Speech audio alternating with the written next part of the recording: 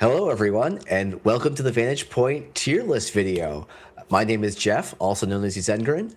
I'm Andre from the Metropole Grid. We're here to talk about Vantage Point. We've got a bunch of runner side cards. I should have known the number off the top of my head, but we've already done this intro too many 20, times, so I think I'm it's not doing it 28. again.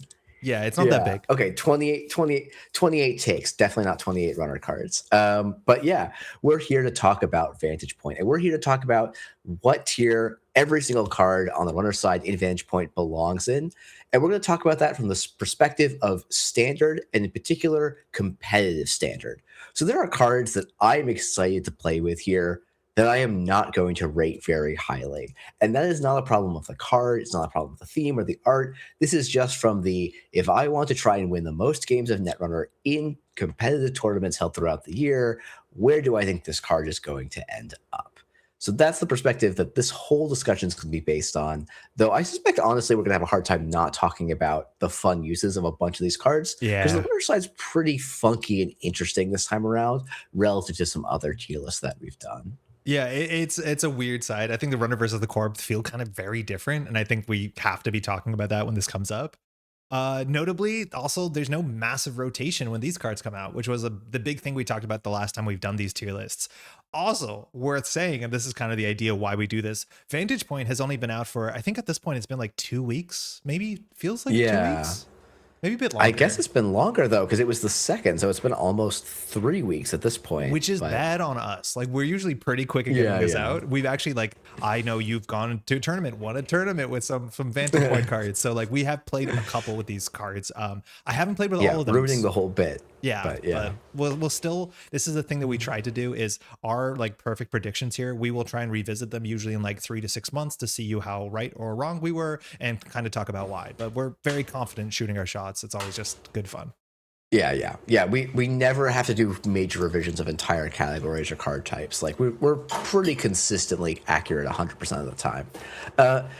Andre, because I already did a lot of the intro. Do you want to explain what the different tiers of the tier list are? I'll be honest, I've never got to do this. This has always been your bit. I'm excited for this. So we have 6 tiers here. We have a weird tier list. And while we do rank things from left to right within the same tier as like a power gradient, these are technically not always like, power going from top to bottom. So our first list is Ban Me Please, and this is a bit of a joke. Not always do we think the cards here will or should get banned, but they are the cards that are the most important, the most impactful, and they are the cards that are usually considerations when it comes to the discussions of bans. They're the cards that we think might be unhealthy or not fun or kind of problematic, as in they're just everywhere. So we usually put one in here at least. We'll see if that's the case in this video, but it's always a fun category.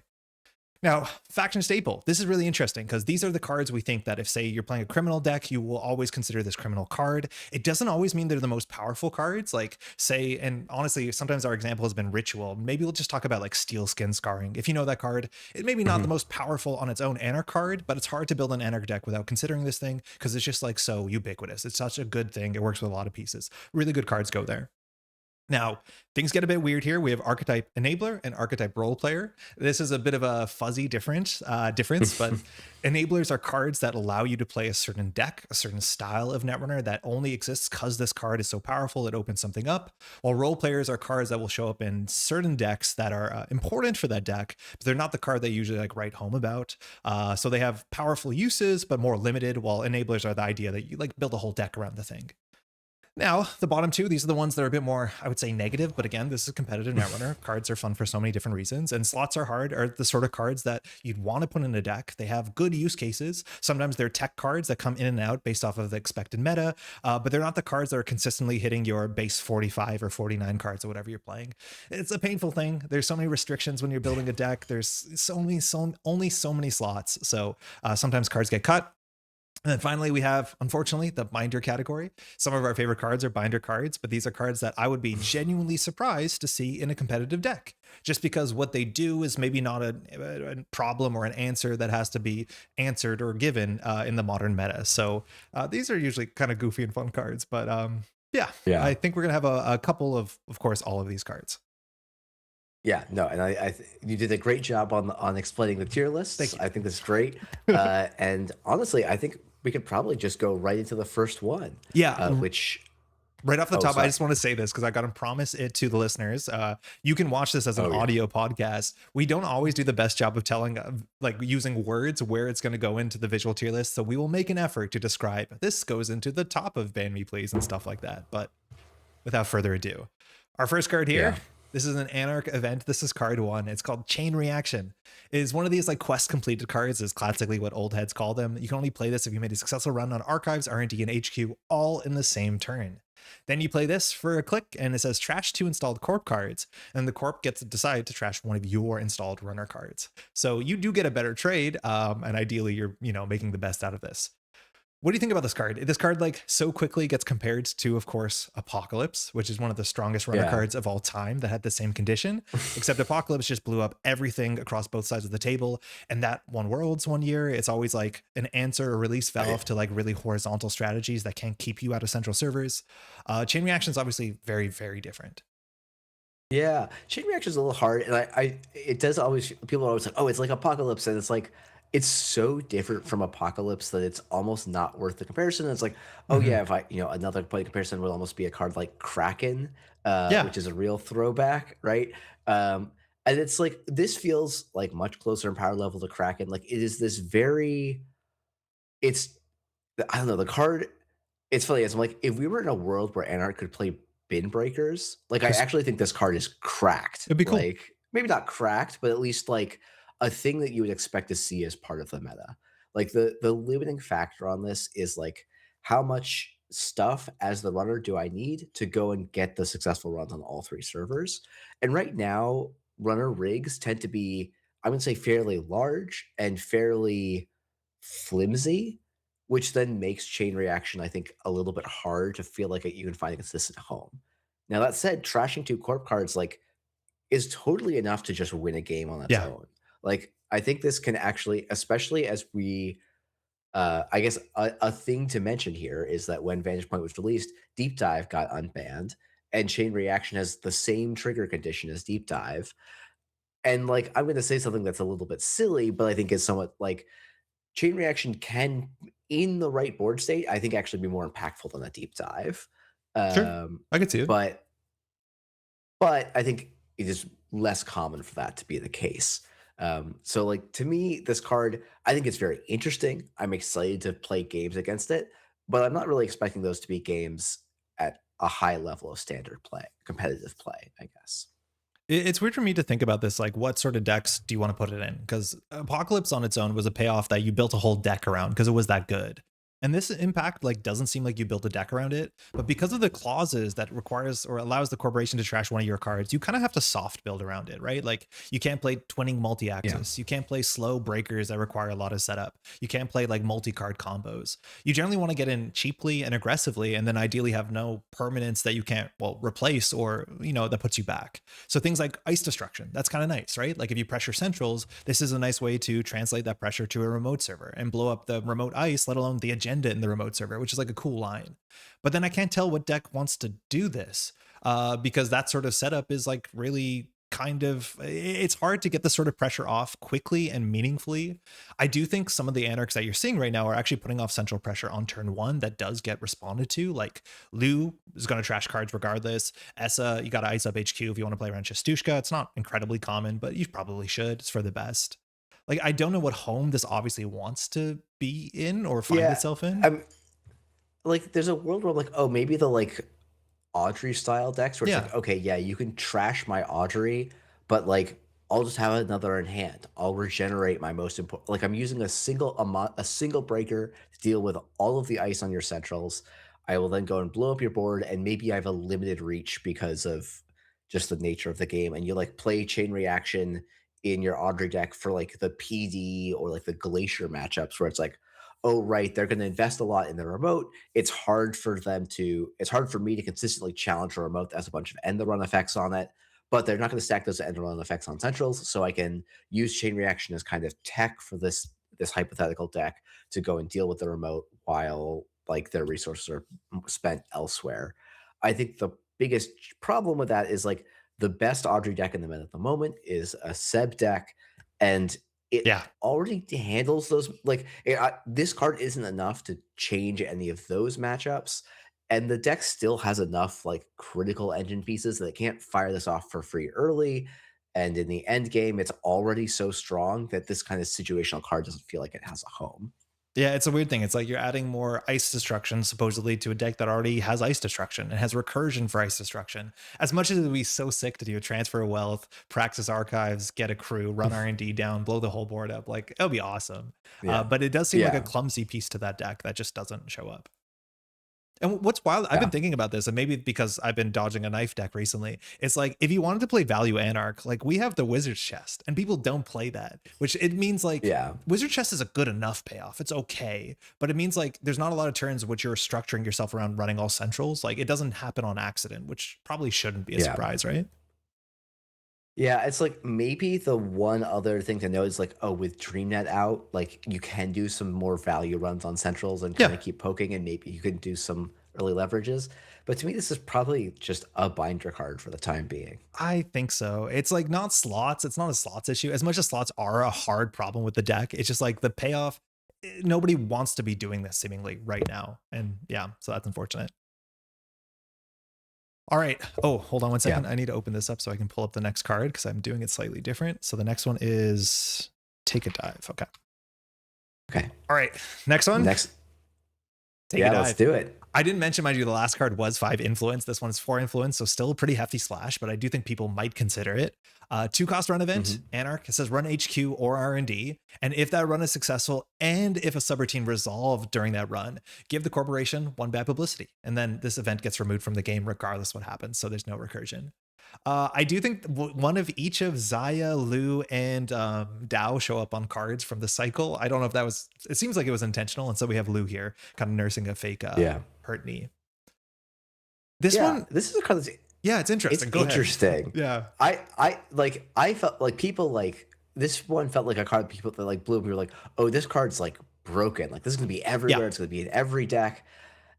And like it is the most it gives the runner the most possible control about giving the corporation bad publicity that I think maybe has ever ever been existed. true. Yes, Yeah, like I'm trying to think if there was like outside of like having your ID be the corp starts with one bad publicity, yeah, this is the next easiest thing you could do as a runner to give the corp bad publicity and they don't have options. exactly. Yeah, mining That accident, they could said, choose. yeah, yeah, mining accident, they could pay 5.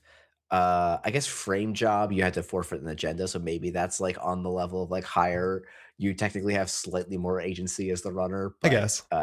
the take a dive is a much easier condition than forfeit an agenda, Yeah. and a double, I think. It was frame job was certainly a card. Oh yeah. Um, that said, I'm personally not that high on this card, and I don't feel like I've seen that much of it in the time since release, and I think that it comes down to, like, this run you're making to take a dive ends up actually having some real conditions on it, and those conditions just don't always line up with the matchups that you kinda care about this bad publicity that much.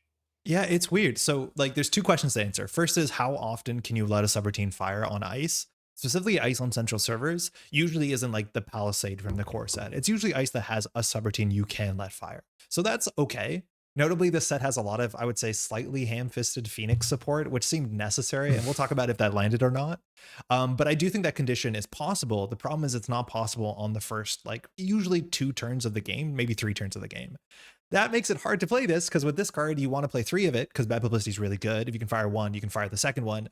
But the issue is like this, you generally need breakers or a way to get through ice. And then you need the right ice in the right place at the right time. Mind you, the corp has to have the ice pre-resed because they're probably not going to res it into the take a dive. That would be a mistake. And so Yeah. there turns out there's like a series of conditions that don't make this the sort of like turn 1 slam mining accident that you used to be able to kind of functionally build a whole deck around. That this is a fair bit harder. That being said, you could play 2 copies and fire 1 consistently into mid to late game, but then it also feels like it competes with some of the other value-based cards that you can just play in any deck, like a Leech or just a Trickster Taka or a Paladin Puemo, like any of those value over time Anarch pieces that are a bit more consistent. They do feel a bit more consistent. And that's such a weird thing because this Yeah. is the cheapest bad publicity we've functionally ever gotten. This seems like it'd be such a home run. Yeah, yeah, it really does, and yet I think it's really felt like a slots are hard style of card Yeah. because Yeah, it has it despite having very few actual conditions on the card, it has all of these other game state conditions that manifest in actual play that just mean like, yes, this can make a ton of value, but it's not going to do that consistently enough in the matchups where the bad pub would do the most. So you just put a card that will do that a little bit better version of that. Now, I could see a world where, like, runner value, generic value goes down a little bit. We lose daily casts, we Yep, lose DreamNet again. And maybe that's enough to move Take a Dive out of slots are hard easily. into a main deck slot, Yeah. right?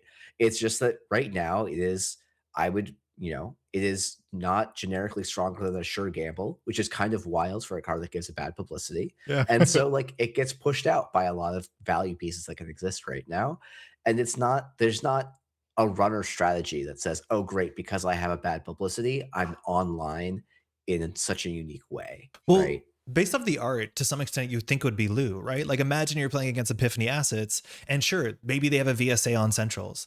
But the chance of that happening and this firing and all that lining up is like it doesn't consistently happen in the first 5 turns of the game in a way that matters. And that's the matchup where you love the bad publicity on turn one. Like the mining accident turn one can really happen. Yeah, I mean, it was not. I've definitely played games where it's like, runner goes sure gamble, check R&D, mining exit, mining accident. Yep. And as the corpse, you're just like, oh, I'm Game I'm over. in hell now because I paid 5 on 1 and I got bad publicity the second. The game's done, Yeah. right? And take a dive is not going to do that. It's like, oh, maybe there are pokes. I decide to res and then they land. They like botulus take a dive, but like that's already a lot of conditions on just getting that to land. So Yeah, really yeah. weird. Obviously a very powerful card, and I do agree. Maybe at some time where the value shifts in this game, and you need that other late game value singleton piece in your deck, like this seems that it could be reasonable. But right now, it does feel very slots are hard. Yeah. Okay, next card up, we have, and this one I'm quite excited about. I even have the art in a drawer Yeah. in front of me here. The Tungsten Tailor. 3 cost unique hardware, all ice gets -1 strength, doesn't matter where it is. And then the first time each turn you break a subroutine on a piece of ice with 0 or less strength, you gain a credit. This is not when you break all of the subroutines, just when you break one subroutine. So you can use that to break the second subroutine if that exists. And at 3 influence, this is like technically splashable. It's very splashable, in fact. You Yeah. just have to make a Yeah, it's decision. very splashable. What do you think about this? This is Ice Carver with more text in the hardware slot. Yeah. And Ice Carver wasn't like lighting the world on fire when it was in standard, even like a year and a half ago, I think is correct. But this seems so much better than Ice Carver. I mean, it's funny because people always say like, "Oh, Ice Carver wasn't lighting the world on fire," but like a year and a half ago, it was in most value pile decks, I don't right? think some. Outside, well, okay, if you if you like go before people like like before Turbine just took over the world, Yeah. Ice Carver was actually a super common include, and like for in when we got into certain value metas, like Yeah. there was metas where Ice Carver was irrelevant because 50% or more of your matchups were just against asset decks, and so like why would you include a 3 cost brick Yeah. in when half it's not doing anything in half of your matchups?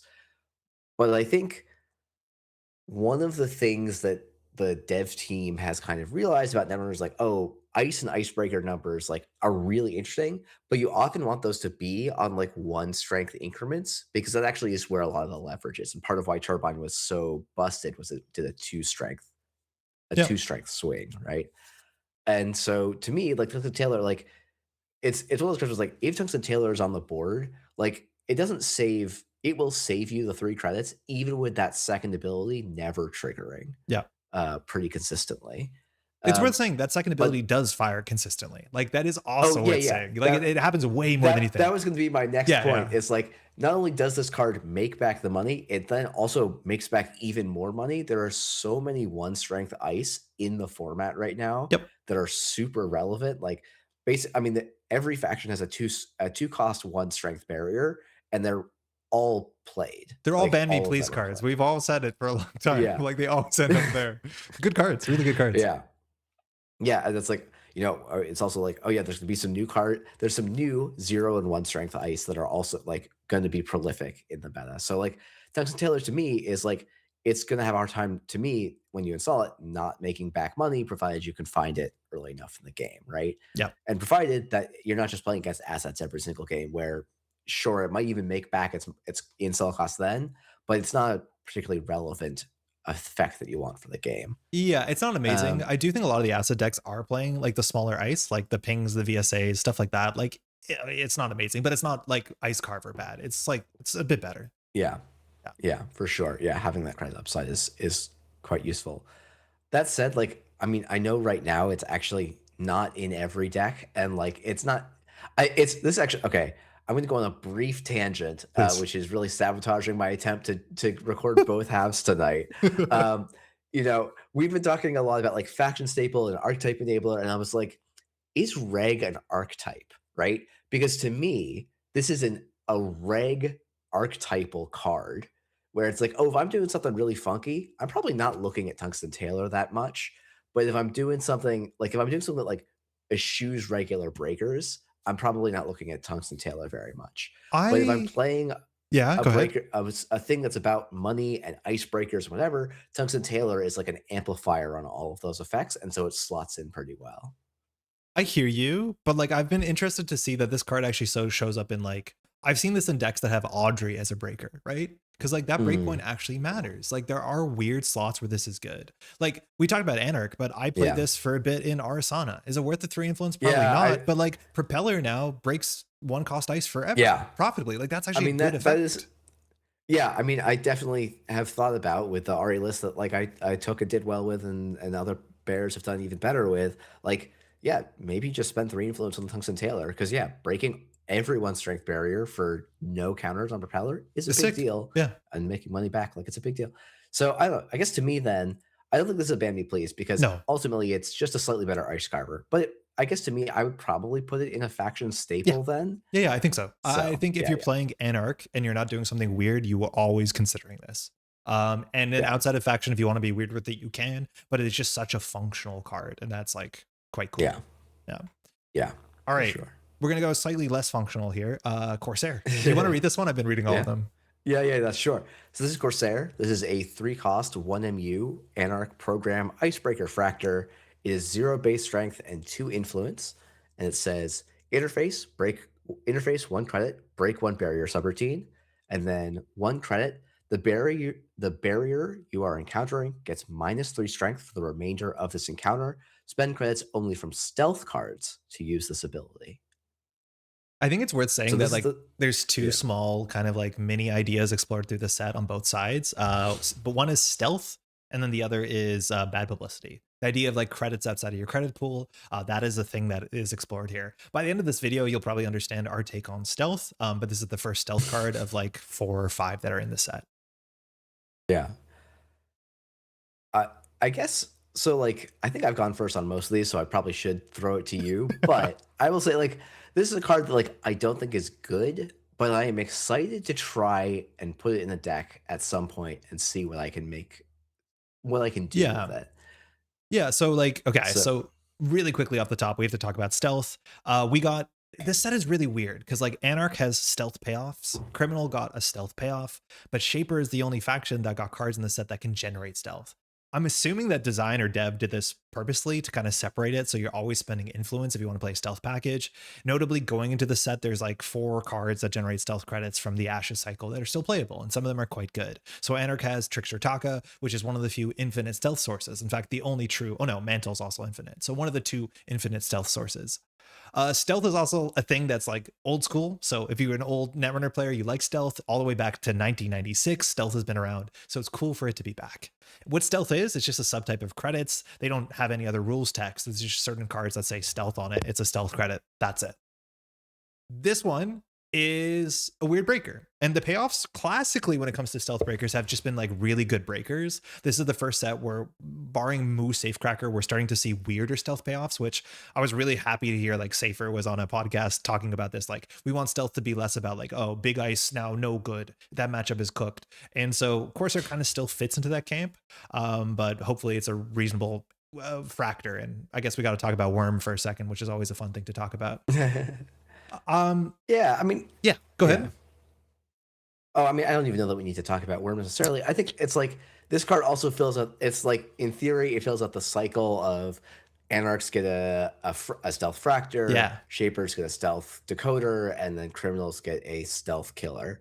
And Shaper's like got a stealth the fractor too, for what it's worth. I'm gonna be a pedant about for this. 1 turn, yeah, it does say fractor decoder. It It only does. works as a fractor for the turn it's installed. Yeah. Um, I think it's like After Image is clearly the best of all three of those by a by a pretty wide mile. margin. Yeah. I would say this and Penrose are kind of competing for which of them can be worse. I I mean, like like Penrose is Penrose. Penrose is Penrose good. is okay. I I guess here's the thing, it's like, I actually don't think this card's that bad. Like, everyone's dunking on it a lot, I feel like, but, like, it's fine. It's It is a okay. totally reasonable card. It's not a super high payoff, but, like, 1 for 3, that's actually It's pretty fine. good for a boost, right? Yeah. Like, you're spending 1 stealth credit to break, I would say, almost every barrier you encounter in the game, and then you spend 2 on, like, I can ba on basically 3 playable barriers that I can think of that would require you to boost twice. It's just scary though, because Anarch does not have the consistency to find the stealth solutions and this at in like an orderly fashion. Like if you do have to break a Botu on the remote server on turn two, you need to find the Corsair, you need to find two stealth credits quickly. And obviously there's other ways you can deal with a Botu, of course there is, but like that has felt Yeah. to be a higher bar to clear consistently than just playing Rising Tide or play Begamut, which is really quite good right now. But like the other reg enough options just seem easier and don't have like the payoff on this is not Yeah. good enough compared to not messing with stealth. I think you need other stealth cards to make this feel like you can pursue this on top of your other stealth payoff. Yeah, it's tricky because it's like, I actually think it's probably like, oh, it's like, I don't think you wanna run the full set of 3 Oh, breakers. heavens So no. it's like, maybe you play this and After Image, and then another card we will talk about, that's another stealth payoff in Anarch. Yeah. Maybe that's your stealth package. You import a co a stealth generating card from this set along with Trickster Taka, and you say, I think that's going to be enough if I include consistency tools like Gachapon, the Mhm. price. Like, I actually think Anarch has a decent amount of consistency tools. The question is kind of like, is the payoff there and is the game speed there? And the answer might be no, but I could see a world where like someday it's yes, but this is not a card that's like, this does combo with Tungsten Tailor quite well. I could see a Yeah. world where this becomes kind of interesting with paint effects as well. But then play Begamot, Because right? yeah, that's true. But Begamot is also pretty restrictive, right? Like Yeah. you have to take a lot of core damage for Begamot to be relevant, which is basically limited to one ID. I think in theory Corsair can go in more places than just Essa. Yeah, But I can yeah, the payoff is not super high, but yeah.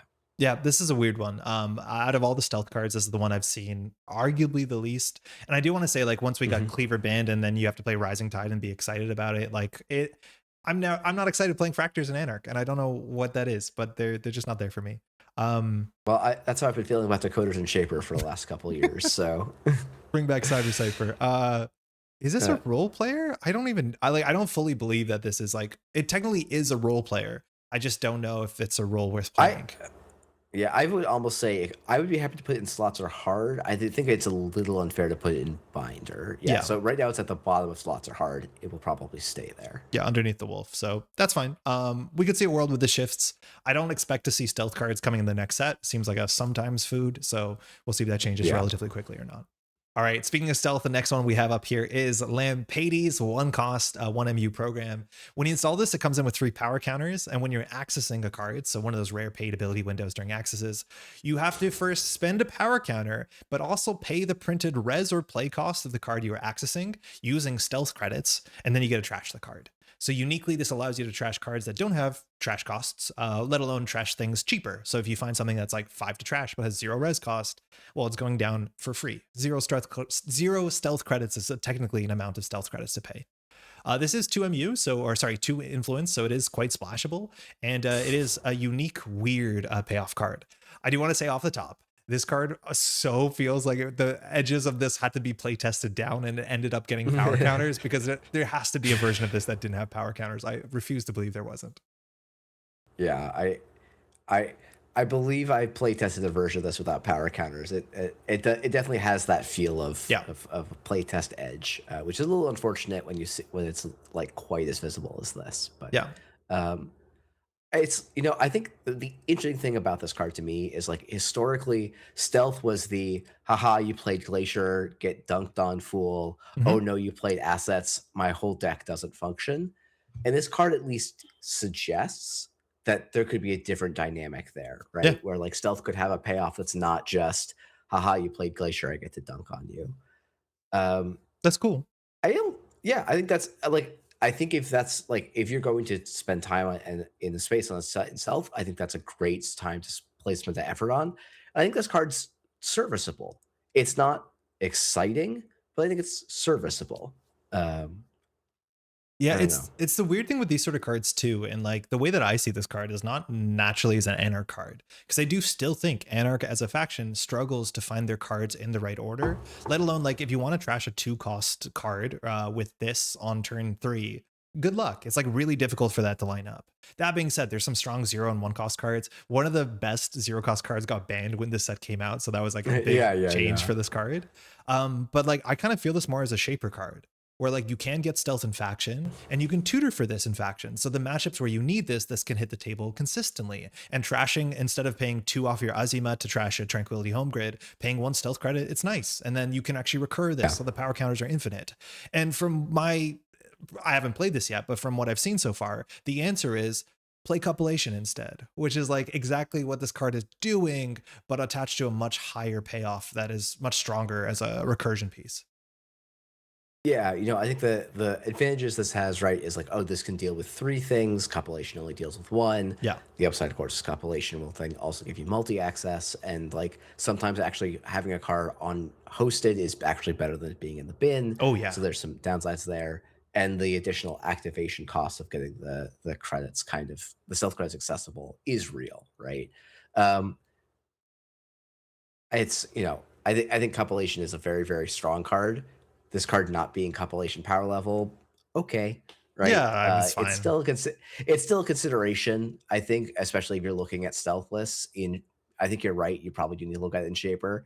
I'd be interested to try. Like, I will probably at some point try a stealth loot deck where it's like, okay, I have a small deck so I can find my pieces quickly, and like maybe I play Gourmand and 1 to 2 lamp Yeah, piggies. that's the problem, is like always the question is, this is your gourmand slot, right? And yeah, maybe you can play more than 3 gourmand like effects, but gourmand does what Yeah. this does without requiring all this sort of extra moving pieces. Yeah, I mean, I think it's the like, more trashes, I think is always a nice thing to Yeah. have. It's just the like, how often are you going to be able to actually do that? Because like, you're not going to spend 5 stealth credits to trash a hedge fund, right? Like, that's just not a play that's worth doing. There's a lot of corp cards, I guess, that feel like they res for 2 to 3 credits right now, Yep. and or 1 to 3 credits. So like, if you can find a way to consistently be on 1 to 3 stealth credits, you probably can do a lot of impact to the corpse board state. But this card does ask a lot for effects that has some other comparables that ask maybe a little bit less. Much less, I So it kind think. of feels like it has to align. Yeah. But Really strange. I don't fully believe in this card. It technically, what it does is exactly like good enough. Oh, sorry. There's cards that can do what this does better, is what I'm trying to say. And so I'm concerned that it's not going to see any consistent play. yeah, again, it's like, this is the tricky thing where it's like, I don't think it's going to see any play. Does that mean it really goes to the binder, or is it really like a bad archetype role player or a bad slots or hard card? Like, I don't know. Because it's like, there's a world where we just put every stealth card in slots or hard and binder because we think they're not good. Yeah. And there's a We're version on where we're on we put them track for all. that. Uh, I think I we're on track mean, for that. Oh no. Yeah. okay. I guess we can put this as lots of hard. I would put it above Corsair, but Yeah. below Take a Dive. Yeah, I Yeah. think that makes a lot of sense. Okay. Okay. We got Hackerspace. You want to do this one? Yeah, sure. This is Hackerspace. This is a 2-cost unique resource location out of Anarch for 1 influence. And it says you can install unique companion resources and unique connection resources onto this resource. Each resource installed this way costs 1 credit less to install. While this resource has a hosted companion and a hosted connection, you get +2 maximum hand size. Flavor text is really And good. 1 influence. the flavor text is, yeah, the flavor text is great. The art, I think, is actually fantastic. Mhm. And so obviously this is a fantastic card, right, Andre? So this card is like exactly the sort of cards I want in the game to some extent. I was a big off-campus apartment enjoyer. For those who don't know, this is an old card that like brings together a whole bunch of connections and pushes you forward. It's an engine piece on top of playing a lot of connections. Now, this unfortunately is not an engine piece, and what this card does is like so strange to me. It's like thematic, like abstractly. The idea is if you bring enough people together, you have more hand size because you have more options, right? Like that's a really cool flavor. But then the question is like, what deck are you playing that has, firstly, they have to be unique. So companions don't work because, oh no, the companions are unique. Of course they are. Yeah, Yeah, sorry. all the companions are unique. All the companions are unique. That is true. So like you're playing all the companions, and some of the companions that install cards, or the companion that install cards doesn't install connections. That's one of the weird points. But the idea is like, what deck are you playing that has all of these moving parts in it, but then benefits from hand size? And the only obvious answer I've seen so far is Essa, where like Essa Yeah. really wants more hand size. Essa will play. Mind you, the next card we're talking about is a unique connection. Companions are fine. There's good payoffs there. But like I don't know why I want a hand size in my as deck. I think that's what I'm trying to say. Hmm. Yeah, this card does feel pretty narrow right now in that Meeting of there's the not. minds. Meeting of the minds. You have 7 cards in hand. It's an economy engine. Wait, this is going to go to the top now, right?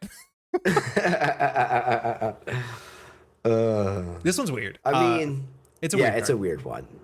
If boy, yeah, it feels, it has a lot of upfront costs, not a huge payoff unless you want the hand size. Yeah. And right now we don't have runner from hand combos. Probably for the best. Yep. But it does kind of mean, okay, well, then why else would I care about hand size? Well, my hand size shrinks a lot because I'm taking a lot of core damage. Oh, this is just an ESSA card that isn't flavored for ESSA. It just has a cool flavor. And maybe that can change in the future. Maybe we can find more cards that care about hand size. Like there could be in the future a breaker that cares about your cards in hand and something. And suddenly this becomes more interesting, right? But right now, this is pretty pigeonholed, I feel like, into just ESSA because no one else cares about cards in hand, really. This card cost way too much money. If this card was a 1 or 0, I'd play it. But like it's meant to be an economy thing. But paying, yeah, 2 up front to pay more cards to get the money back, like how many connections are you installing before this becomes an econ card? And then on top of it, one of Yeah. the weird issues with this card is you can't move your connections. And so if you're going for hand size, you need to play 3 copies of this because you can't uninstall your connection once it's on the table. So like you get this ordering sequence issue. It's like pretty Yeah. expensive.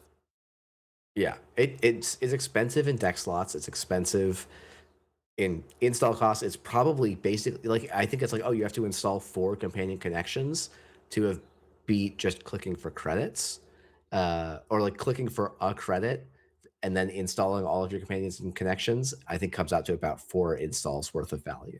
Yeah. Um, but the +2 hand size is, I mean, There's some basically metas where to that's me with this. important. Yeah, I was just say the thing to me is this says in ESSA you get to run Hermes now, which Yeah. I think is actually just like It's sick. honestly takes a deck that was already good and makes it potentially quite gross. Yeah. Um, Yeah. I so think Hermes S is like it's kind of terrifying. yeah. Um, Where does that put it? it's a bit weird. I mean, to me, it's probably the top of. It's not an enabler, but it's a high level role player This in is ESSA decks, right? this is yeah, people are going to look at this really strangely because I think a lot of people are never going to play this card, and like I get it.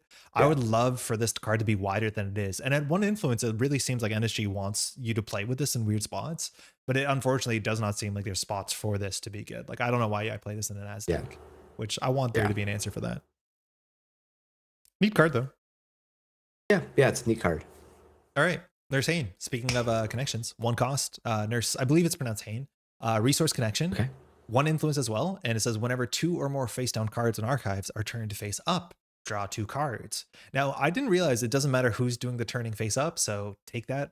I think Moonpool flips them face up, doesn't it? Or do you just reveal? I think you reveal. It just reveals. Yeah, it just Whatever. reveals and then shuffles. Yeah. Okay. Regardless, if you run archives, you get 2 card draw in specific board states that are more easy to build in certain runners than others. Yeah.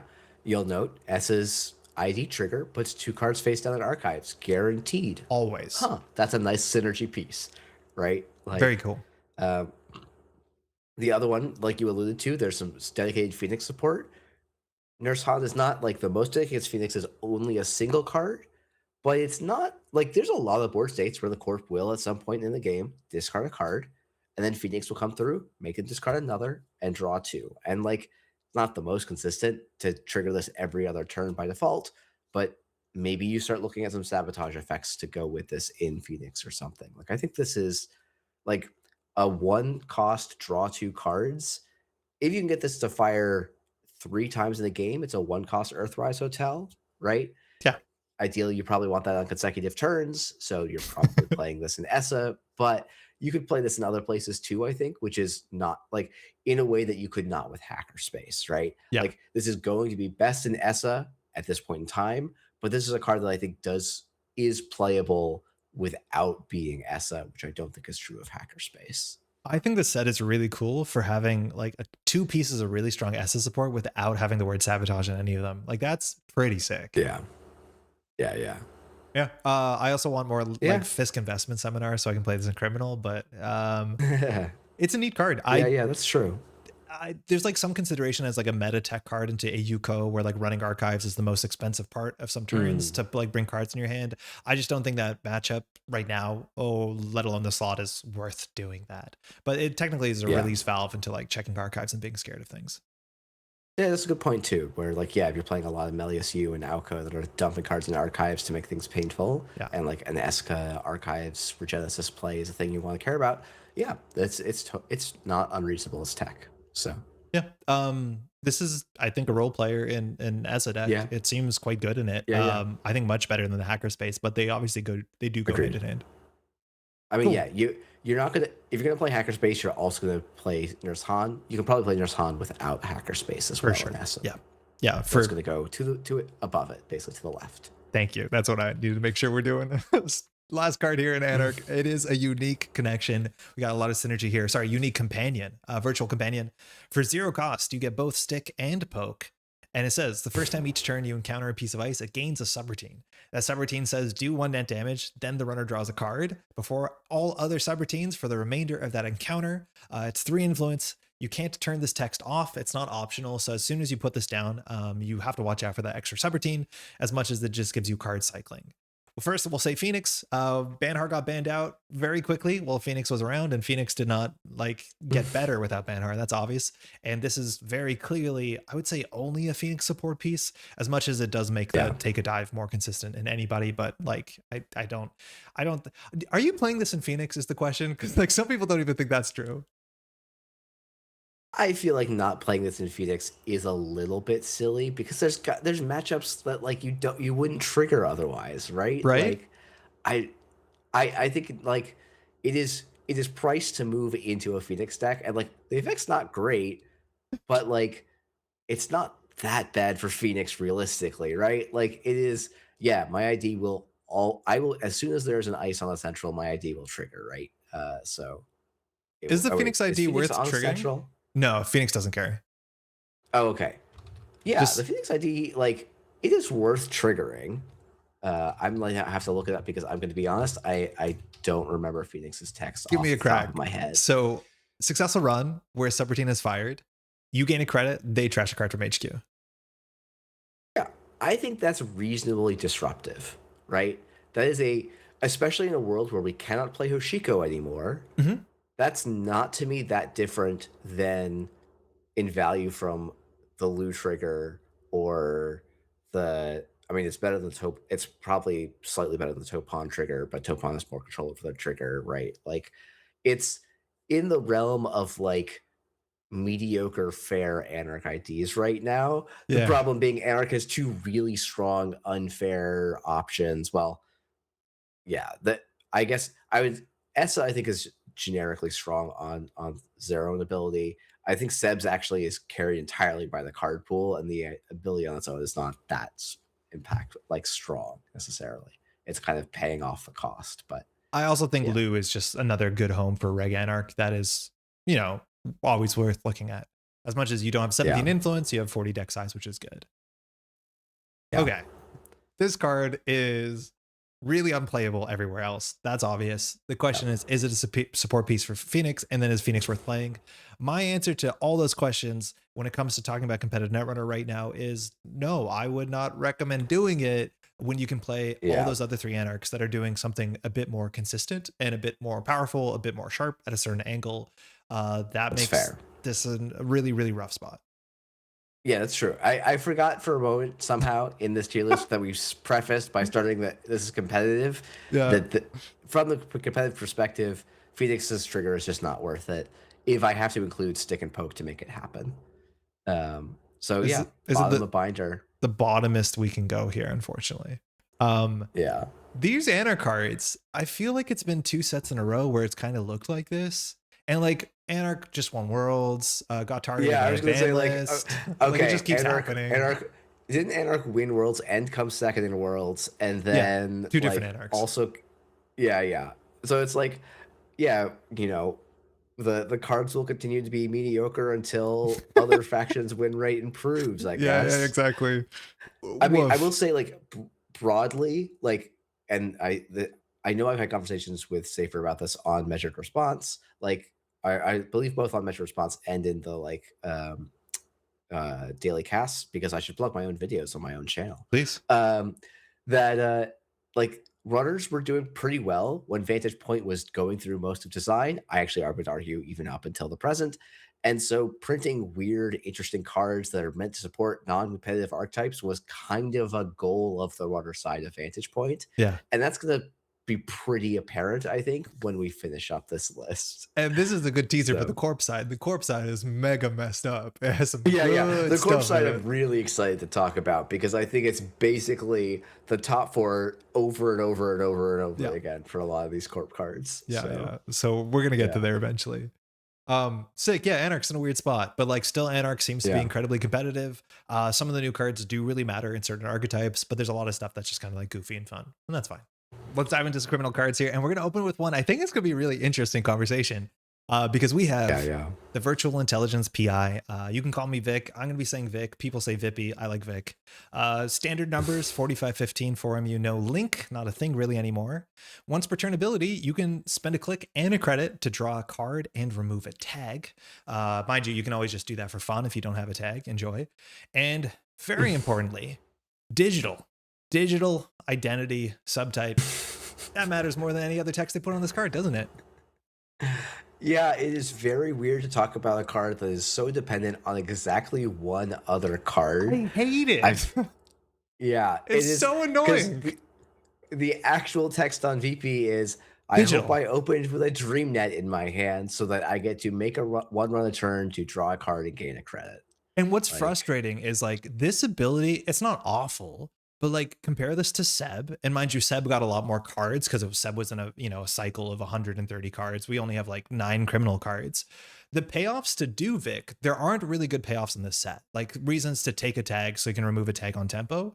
I have played really good Vic games where I've used the ability box twice because 2 transfers of yeah, wealth gone through, and still we're considering Vic to be a competitive archetype because it just seems to be the home. I don't know how to talk about this card because this card is like yeah, functionally not a great card. It's just DreamNet yeah, is a great card. yeah. It's like without DreamNet, this is a So binder bad, card, so bad. right? And it's like it's a binder card that could potentially one day have an archetype support, just like Seb has had an archetypal support, but like it didn't come in this set. The thing that came in this set was a DreamNet unban. And that's the only reason that Vic has any power at the moment, which Can is we just a weird place to put a card. can we put Vic in the binder? Can we? It's like it's not good. It's not good text. It hasn't been good. There's games where it hasn't fired once and you still win those games. I just don't know how to talk Yeah, about because it. yeah, man, it's like okay, if the ID, like, man, I mean, like, I'm like, it's wild that you can have an ID that is blank except for its digital text, and that is in fact stronger than every other criminal you could have played that game. Mm-hmm. It's very weird. that like, oh, you could just be Zaya there and play DreamNet and make that credit on a central run or whatever, right? And But like, we're cooked for the future too, because imagine you print good tag stuff the criminal wants to play, then the DreamNet ID just gets better. Like you're stuck between a rock and a hard place. At some point, you have to rip the bandage off, print a slightly worse DreamNet or slightly worse digital payoff, and then yeah. make good Vic cards. Because I can't see a world where you print good Vic cards and still have DreamNet. I mean, I could see that being I could potentially see a world because like DreamNet is at least a resource. There could be a world where you end up getting over tagged and Yeah. it becomes relevant, right? Um, yeah, this is like a weird one where it's like right now, Vic is a faction staple, Yeah. right? Because of DreamNet. But like Imagine. it is solely because of DreamNet. And if it's like it's a funny thing where it's like, oh yeah, if Vic just wins all of the major events in one season, I think DreamNet just gets banned and Yep. like, oops, Vic goes into the binder. Like it is that much of a, you know, it is if if Excavator and Extract got banned from OB, like OB would go from faction staple to the binder basically immediately. Um, it's hard for me to think of another runner that is so tied to a single card in its power level. Like even Endurance Pudma does not feel like that level of this one is dependent on the other card to be I, good to me. the closest we've had in a while is Rio Banhar, and I still don't think that's close enough. Yeah, yeah, it is like yeah, I think you're right. It is like Ryu was not better than your other options because Banhar existed. It was just playable because Exactly. Banhar existed. And Vic is right now, according to tournament performance and like the impression of the very good crim players I know, the best criminal to play solely because gaining a credit and drawing a card on one run per turn is such a strong effect, not because Vic's text does anything. I hope we're wrong. I honestly hope we're wrong. I hope it, like, the meta Glacier's up to the point where like DreamNet's still really good against Glacier because getting 2 value off of your run lets you subsidize these runs that are just too expensive up front. But like when you're playing against assets, DreamNet fires every turn. Turns out that's really, really good. It's really important. Like I've been playing a lot of Baz to no one's surprise, and Yeah. like I started putting DreamNet in because I actually getting that extra draw is really good, even with all of the other draw on the deck and some, I think actually a very good Baz support piece that we're going to talk about at Yep. the end of the criminal cards. Like I'm still playing DreamNet there, and every time it fires, it's like I could have gotten the credit and not had this and not had an ID ability, right? Like I am forfeiting an ID ability to gain a credit every turn. Well, actually, Yeah. that's better than you can expect to do with most IDs in terms of value, so it makes sense, right? Like it's just wild It's a and weird. it's a mess. Like I don't know what to think about this. I'm enjoying my Vic games, and I'm hoping, like I'm genuinely hoping that another criminal turns out to be better because this is just such a weird spot to find yourselves in. Am I allowed to put in the binder? I don't think I don't so. think so, but like it's so easy for us to do this because like of course it is. But like Yeah. read the text of the card. It shouldn't Yeah. be there. But it's I mean, it is where it is, right? Okay, here's the other funny option. We put in Dre- Ban dr- Me Please. no, no shot. We put in Ban Me Please because like DreamNet is the Ban Me Please card, but we can't put DreamNet in because it's not in the tier list. But that hear me out. No. DreamNet will make DreamNet an archetype, and this enables the DreamNet archetype. I mean, this is my argument of Reg as an archetype. Yeah. Vic is the best Red Crim, right? Right Yeah. now. Vic enables the Red Crim archetype in a way that no other Crim does right now. Yeah. And like, okay, and the other thing is maybe one day Vic will enable a tag dancing criminal archetype. I mean, I'd be surprised to see it. I think clearing the tag slightly better is like, it's actually a fair bit better. There's also this weird history in Netrunner where like every once in a while they print an identity that just dunks on NBN for like no obvious reason. Like this just happens. I don't think so the reports I've heard is Vic doesn't dunk on NBN completely for free. You just don't get to play little oppos. No, You big only oppo. play big oppos. But you can face check and better. it's still a problem. That's true. That is true. You face check way better. Like hit a ping, cool. Yeah. I don't care. Like that's sick. Yeah. Yeah. Is this where we're ending up? First archetype enabler? I don't love it. I mean, we could put it in role player. Oh man, We this could is a put- mess. Yeah. This is already. I mean, like, yeah, because it's like you're not. No. Vic is not. Yeah, yeah, no. I mean, Vic is a role player in Red Crim, right? You don't play Red Crim because of Vic. He just happens to be the best element for Red Crim at the moment. I'm okay with this here, right in the middle of the board. Perfectly in the Yeah, middle. yeah. Man, Cool, yeah, cool, this cool. is Talk of archetype role player, but like honestly, it's like DreamNet, Ban Me Please, Vic, Binder, yeah, average together, we get to archetype role player, even though that's not how the tiers work. that's exactly how the math works out. Yeah, we agree on this. This is good. All right. Yeah. Next up we have Compromat. You want to take this one? Yeah, sure. This is Compromat. This is a 2-cost criminal run event. It is 4 influence. So splashable technically. Run a server protected by ice. When that run ends, if it was successful, give the corp bad publicity unless they derez one piece of ice protecting the attack server. Remove this event from the game. You've been playing Baz. Have you made the deck and called it Baz Publicity yet? Has this shown up? I have played Baz with Compromat in it, and then Safer bullied me until I took it out. Um, Oops. but this card, like, to me, it's funny. Like, I find this card easier to land than Take a Dive, I at agree. least in my little bit of play. It's doable on And turn one. yeah, yeah. And it's like it is much easier for a criminal to force an ice res and then make that derez choice pretty painful for the corporation, Yeah. or deny the choice without having to like, and while still going along your regular game plan and game path kind of thing. Yeah. Um, The play patterns with this are not super intuitive, right? Like you don't have to pick a server with rezzed ice. That's fun. yeah. So if they don't have money because you're transferring them, like you're being aggressive, you just run a server. You pay 2 credits, you make a successful run, you get the bad publicity. That's cool.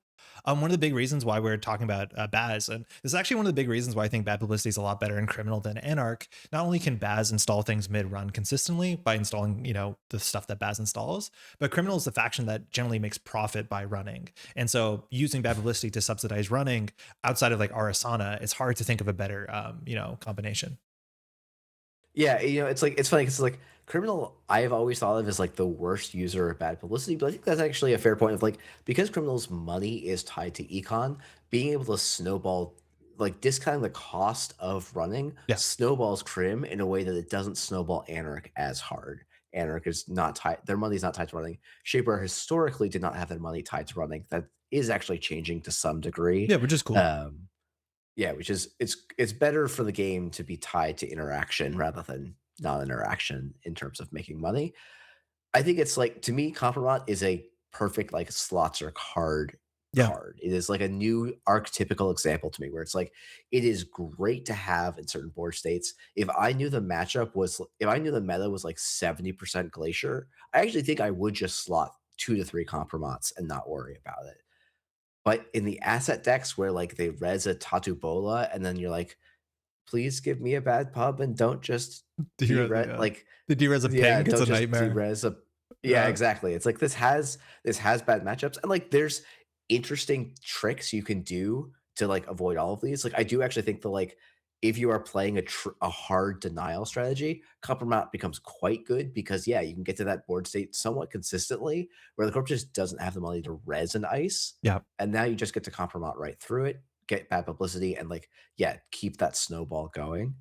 It is very hard to find the 45th, like the 40, it it feels like it's somewhere in the like 40, somewhere between the 42nd and 48th card you want in your deck, and often it's going to get pushed to those higher numbers before you get to put it in. I like monkey's paw here, but I both kind of really hope and really don't hope. That's sort of like criminal saucy, the fictional Rubicon Switch deck. Like this is a piece for Yeah. that sort of deck, and that deck has just never really existed. But that sort of idea, like the play 3 window of opportunities deck, we haven't seen it yet, and I hope someday we do, and I hope it's not horrible to play against. But yeah, I do Yeah. think this is. Yeah, go ahead. Oh, the thing I forgot about when the last time I was playing Compromat, like I played Compromat, then took it out, and it's like, oh, but I never tried putting Mag Electric Rapid, for Yeah, example, in that's that cool. deck. And that's like one of the, I think it's like, oh, maybe I should go back and try that. I also, honestly, this is Jeff's favorite pet card to try and put in decks, even though it's not good. What's the name of it again? Francophia Ward in a Compromat deck, I That's your think would pet be something card. You could have picked any card. You picked. Okay, yeah, yeah, I get Yeah, yeah. it. Just to make that D-res even more painful, right? Yeah, yeah, that's cool. So yeah, it's like I think there's a world where it's like, oh man, if part of me, the way I've been playing is like, oh, if I can't guarantee that bad publicity, I can't play the compromise. I'm like, oh, actually, maybe I should just play it as a 2 cost run event. You That have to D-res de-reses. an Yeah. ice, right? And it's like against in if you are playing a lot of decks against a lot of decks that have expensive ice, then this is actually pretty solid, right? Like even just deresing like an event horizon, for example, I think is actually a decent trade for you if you can make that run impactful. I, Um, I think but we didn't mention this when it came to Vic, which was a frustrating talk, but there's only 2 cards in the criminal card pool that give you tags. That's a Vic issue. Well, now 3 with Rotary, right? And one of them is Bachlan yeah, Botchkid, which like, it's kind of cool with this card too, actually. that's fair too. Yeah, Bachlan is a good shout too.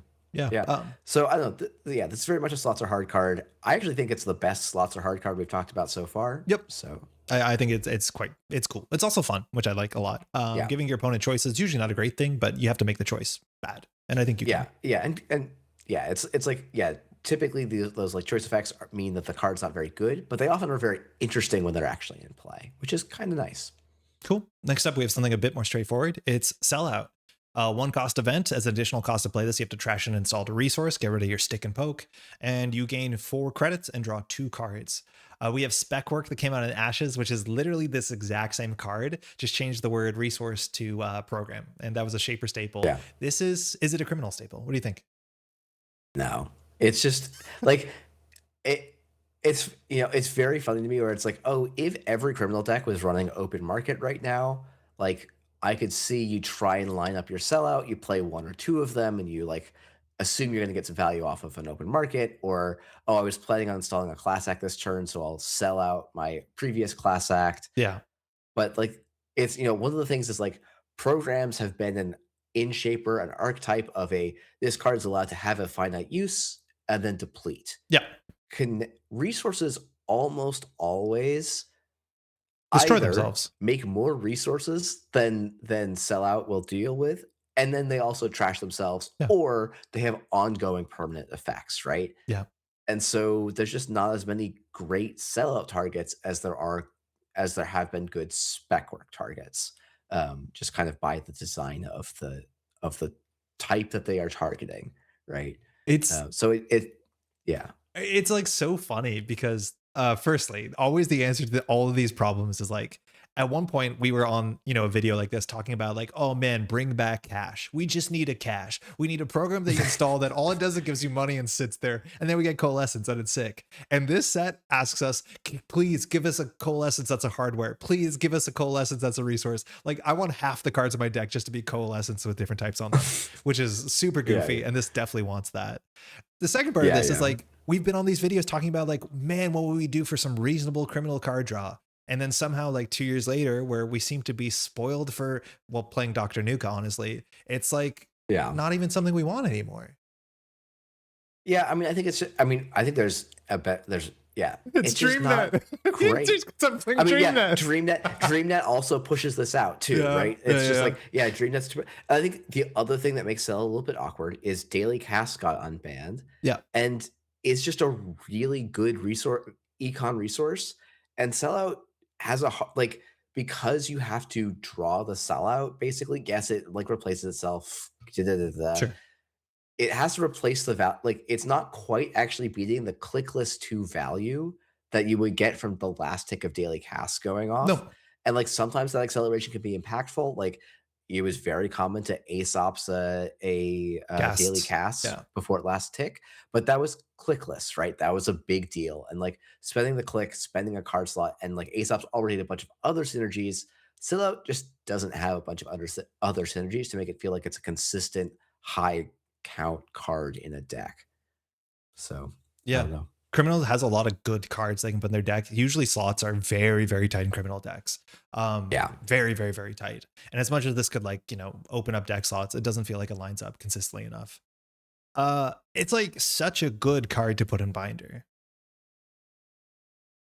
Is this I mean, to me, this is another slots are hard card where Yeah. it's like I get to me, the metric for a slots are hard card is there's like in 10 games, there'll be a game where I would have wanted this card in my hand. Oh yeah. Whereas like the binder to me is like, oh, I can play 10 games and never have wanted to draw this card, right? Yep. And that's kind of a metric for it.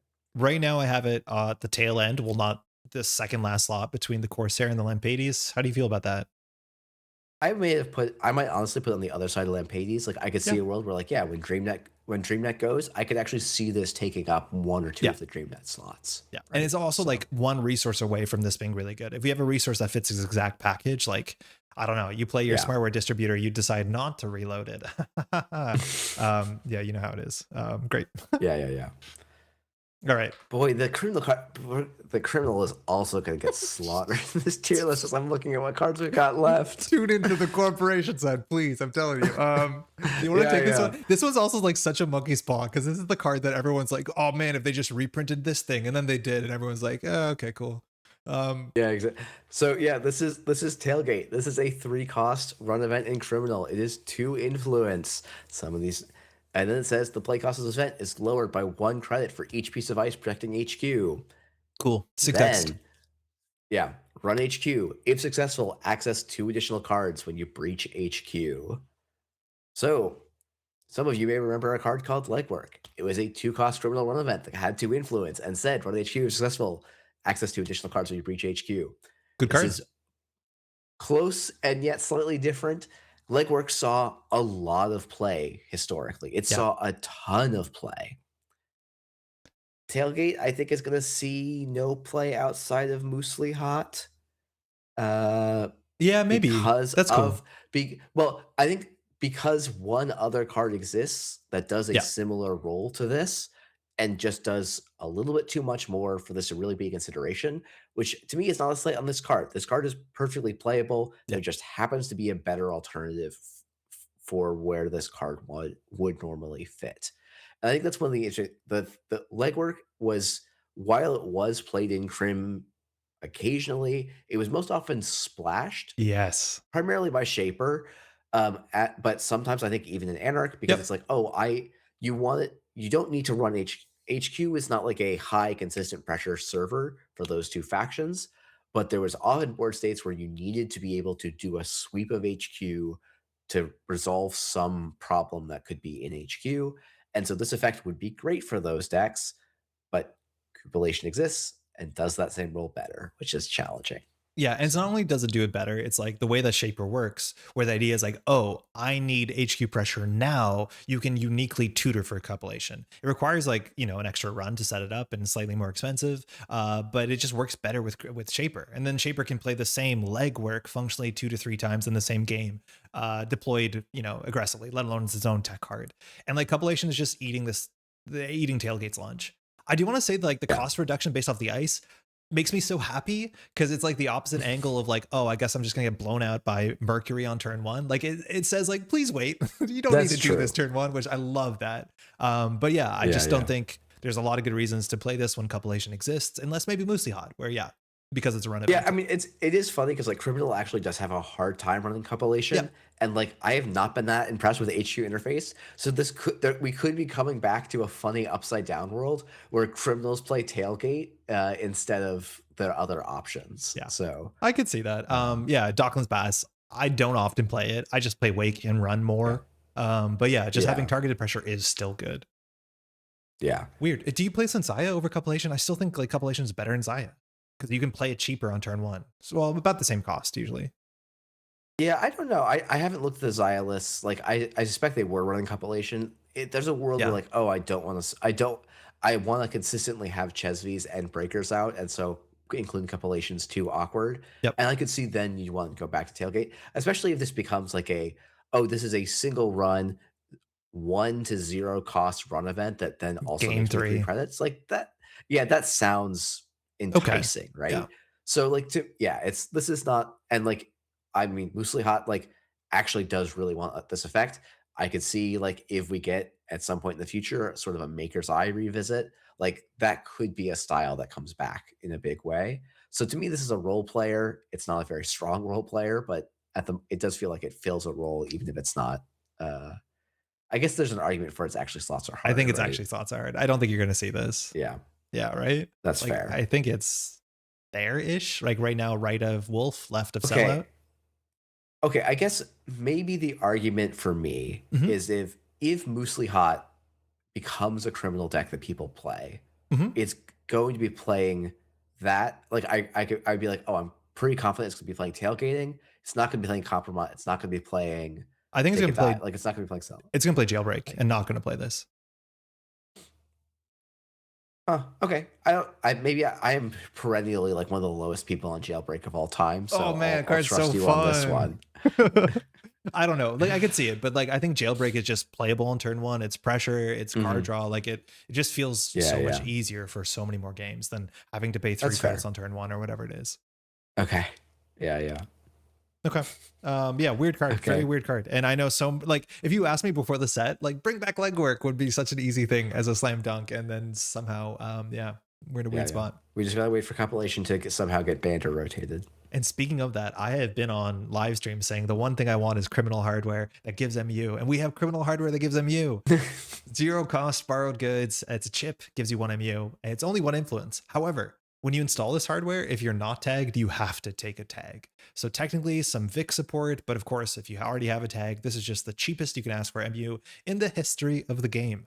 Yeah. Criminal has had never had an MU card, right? Like the most we've had is Q coherence, like neutral MU stuff back in the day. Yeah, yeah. I mean, there was occasionally big crim consoles. Yeah, there's two MU But consoles. yeah, but I don't think they've otherwise had a No, memory card. never. I Yeah. think Anarch hasn't. Oh no, Anarch has for viruses, but it's generic memory Yeah, has yeah. always been neutral or shaper. Yeah. What do you think And about like this? I mean, I think this card's actually perfectly fine. Yeah, it's fine. Honestly, like It's fine. I've included it in criminal decks and been like, yeah, this wasn't the strongest card in my list, but like it actually did a role in a game every now and again, kind of thing. I don't know. I don't want to. Yeah, this card is fine. It is probably yet another slots are hard card over an archetype role player.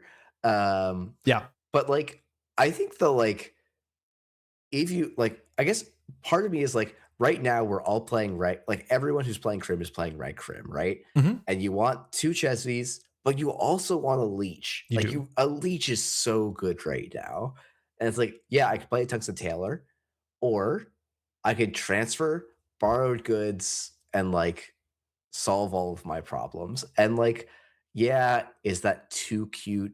Probably, but it's like I think it's at least a consideration. Um, and there could be a world where in the future, yeah, criminals start getting some big MU programs or reasons to run a lot of MU where this card does start to look playable or like a real consideration piece. But it's definitely not. I'm not super excited to slam this in a bunch of new decks that it enables. It's always worth mentioning too, right? Like Seb. And I think the problem with any other card that you could print is competing out of influence with like Seb's influence, which is so tight. Like three transfers, Ashen, buffer drive. It just seems like it'll be that 15 influence until the end of the world, for better for worse.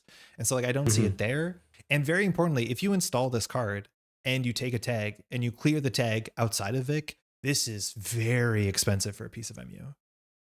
Yeah, it's now 2 clicks and 2 credits for 1 MU. You Yikes. could play a T400 memory diamond and spend 2 clicks and 2 Yeah. credits and 1 click for an MU and a hand size.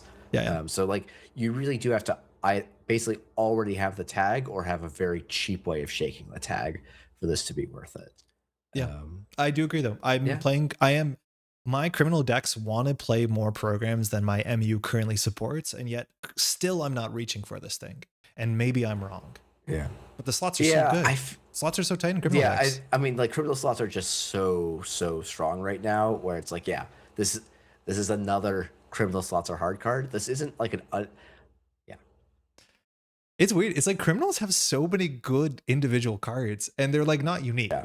Right? That you're playing 3 bravados, 3 transfers, 3 clean getaways. Like the deck gets to Yeah. 40 cards without you having to make a good decision.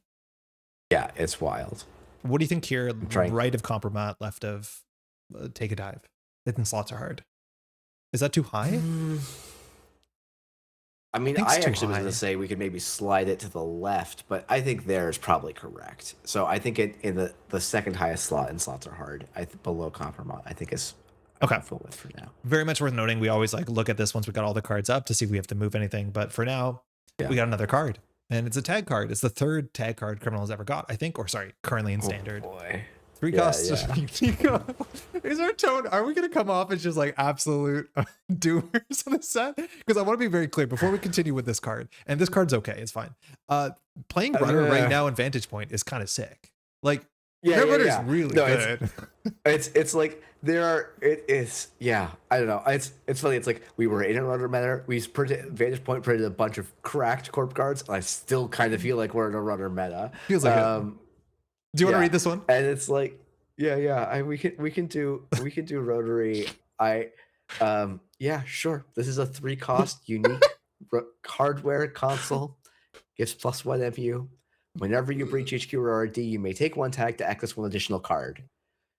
If this stopped here with the limit 1 console player protects, I think this console would be a consideration. It would be interesting. It would be cool Vic support. Maybe okay. Unfortunately, it also has click 2 credits, trash this hardware, only the corp can use this ability, and only if the runner is tagged.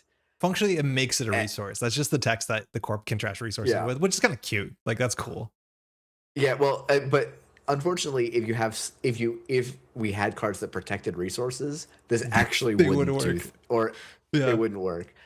And it's funny where it's like this card, so I don't know. This card felt like it could be something, and then someone explained the rules text on Manuel Lachishtamura. Nice. And I just said, oh, okay, never mind. Because these 2 cards do not work together, I have to pay a lot of money for a console in Criminal that just doesn't do very much and asks me to spend even more money to keep supporting it. It's a very hard sell, I guess, to me. And it is a problem of Criminals have so many generically good, strong cards. Console slots are always hard, and this card just feels like it needed more time to cook. It's like, yeah, okay. So just to roll this back for those who are not that plugged in, Manuel Lachishtamura does not work with this. If you're taking the tag, your only tag off of the rotary. If you're already tagged and then you take a second rotary tag, then you can see 3 cards, but on its own, they do not work because of arcane timing rules. That's just the way it is. Bummer. The other thing, which you were talking about, and it's the hardest thing, it, engenders some pessimism when it comes to like both identities and consoles. You can largely have only one. Now, you could play 2 in the same deck and pull it out at the right time at the right place. You can technically overwrite your console now. You've been able to do that for a couple of years now, I think. But at the end of the day, like, Hermes is 2 credits. 2 credits. This card could have been 1 credit, and I would still be like, I don't know. Yeah, because it's like secretly this card has an additional cost of you have to spend a click and 2 credits every time you use this card. Or Vic, which is a click to get it's much better with Vic, obviously. Yeah. Obviously, it's you're now spending a click and a credit, and you're getting a compensation draw. Yeah. But this is expensive. This is like technically, is it the most expensive console? Like, we have 3-cost consoles. I don't think we have 4-cost consoles in Criminal. This is pricey. Yeah, this is the most expensive console in Criminal, and its floor is basically its floor is a 3-cost do nothing card. Its next floor is a 4-cost C1 extra card, and it's like, okay, for every extra card you see in Vic, you are paying a credit, right? Like, we can say the click and card, like, I don't know. Sure. It's just like that's not great when you compare that to Hermes, which is one of the most warping consoles effects that you can have. Ever. Yeah. And like even Penny Shaver, which is just make more money, and then I will get that money when I need it, if I need it, right? And I can solve multi-access in a lot of ways that don't eat up my console slot. And so it's rotary putting multi-access on a console, I think, is a neat idea. Yeah. It's unique. It is something that is rarely done. And I think it's rarely done because you want people to have console, like, if it's to me, I guess it's like either every console, like the easy solutions are every console is the multi-access piece or no consoles of the multi-access piece. Yeah. If a console is going to be a multi-access piece, it has to be so good at multi-access that it displaces the value you get of not running another console and not needing to run this other multi-access piece. And Rotary just feels like it is miles away from that bar. Like this installs for the same cost as Twinning. Twinning just says play cards that you already want to play to make more multi-accesses. This says install for the same cost and to play cards you would not otherwise play to Yeah. get multi-accesses. And yeah, don't play Hermes. That's hard. I think you're right. I never Yeah. considered this. If this did not have the hang up button where you could just like play tag me, maybe I'd be into it. Maybe that'd be super frustrating. But like, yeah, Yeah. unfortunately, you have to Yeah, play it yeah. fairly. Yeah, if you could just ignore the tag cost and just like, yeah, I'm going to go in for a million tags. Cool. This actually probably does have a consideration, right? Yeah. And it's just like, okay, now I have to build a resourceless criminal deck. Maybe that's a string thing. But most people don't like tag me as an archetype, so it's not shocked to see it's not supported. Vic is not meant to be a tag me ID. It's meant to be a tag dancing ID. Yeah. But yeah, I mean, this just goes right into binder. Yeah. I It's, honestly, we could have maybe just, part of me was like, can we just start say, yeah, this card says binder, binder, binder, binder, binder, binder, binder, binder, and move on. the But thing is, like, and like I feel people, bad. People worked on it. Like the card is neat. Vic is neat. It's but like, the card just I'm gonna misses. lose games to this. Like, seeing extra cards does win Netrunner games. Like, let's be clear. It just that's an expensive slot for multiple reasons. Yeah, yeah. I guess maybe a good thing to go back to is like in the context of competitive Netrunner, you were just not considering this card.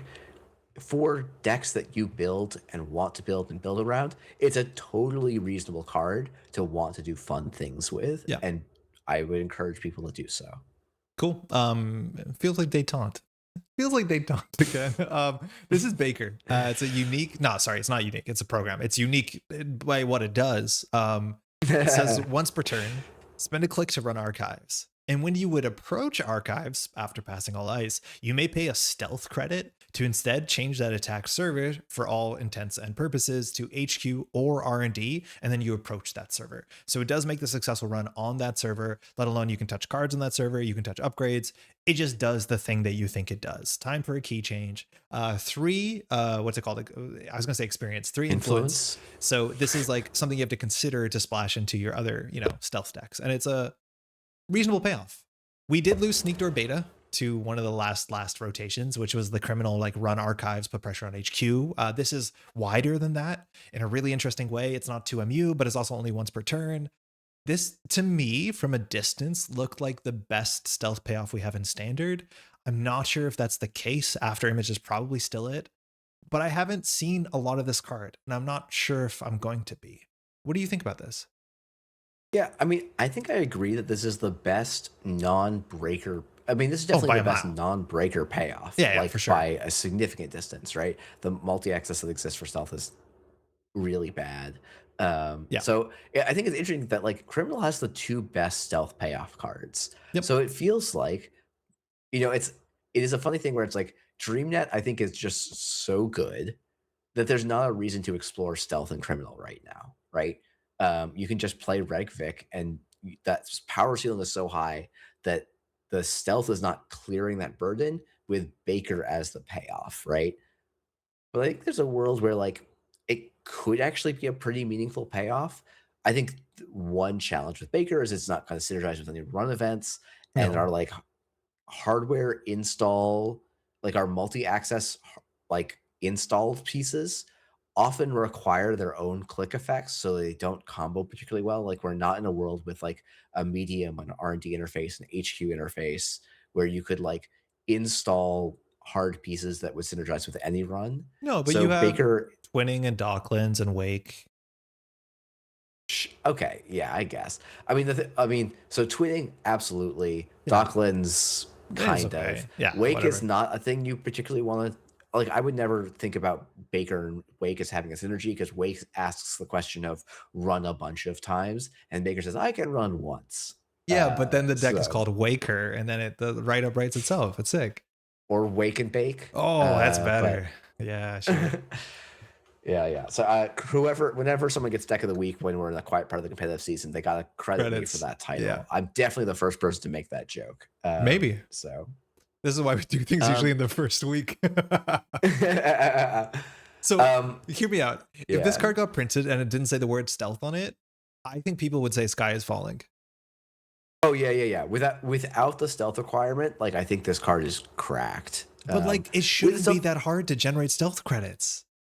It yeah. shouldn't I mean, be. like, it's like the okay. Can I play a stealth criminal that plays like borrowed goods, so I can play Mantle and Baker and like After Image and Penumbral Toolkit, and like that's my rig and setup. Maybe that, like Maybe. I could see that being an interesting deck to play. It's just like all of those pieces are so situational. Whereas like I can just build the 40, I can build a 45 card crim deck of just good cards and not with zero internal synergy right now. Yeah. And like stealth is a highly synergistic package, which means that like it's going to have clunky draws, which means it needs to have a really high payoff. And Baker right now isn't there. That said, I do Oh, think there is sort of a home for this, are you talking about deep dive? which is yeah, deep dive shaper. You can play stealth, deep dive shaper, and Baker is a very nice support piece for that because you can actually use Baker, assuming that like let's assume archives is on ice because frankly you're You're playing playing against shaper. shaper. Yeah. If they've iced archives, you don't need Baker because all of their servers are pretty bad probably. But if they have iced archives, you can SMC a Baker onto the field. Actually, no, you probably can't. You have to actually have the Baker down some other way, but we're not going to worry about this too much.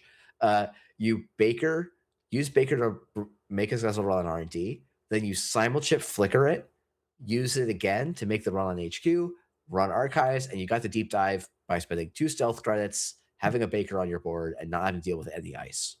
Seems cool. Is that something you act? Yeah, that's cool, right? That is a thing you can do. It is not a huge ask. Most of those cards you would want to be playing, except maybe the stealth credits and the Baker on their own. But you can probably make that is, I think, if you want to play Stealth Shaper, a tool to have in your toolkit.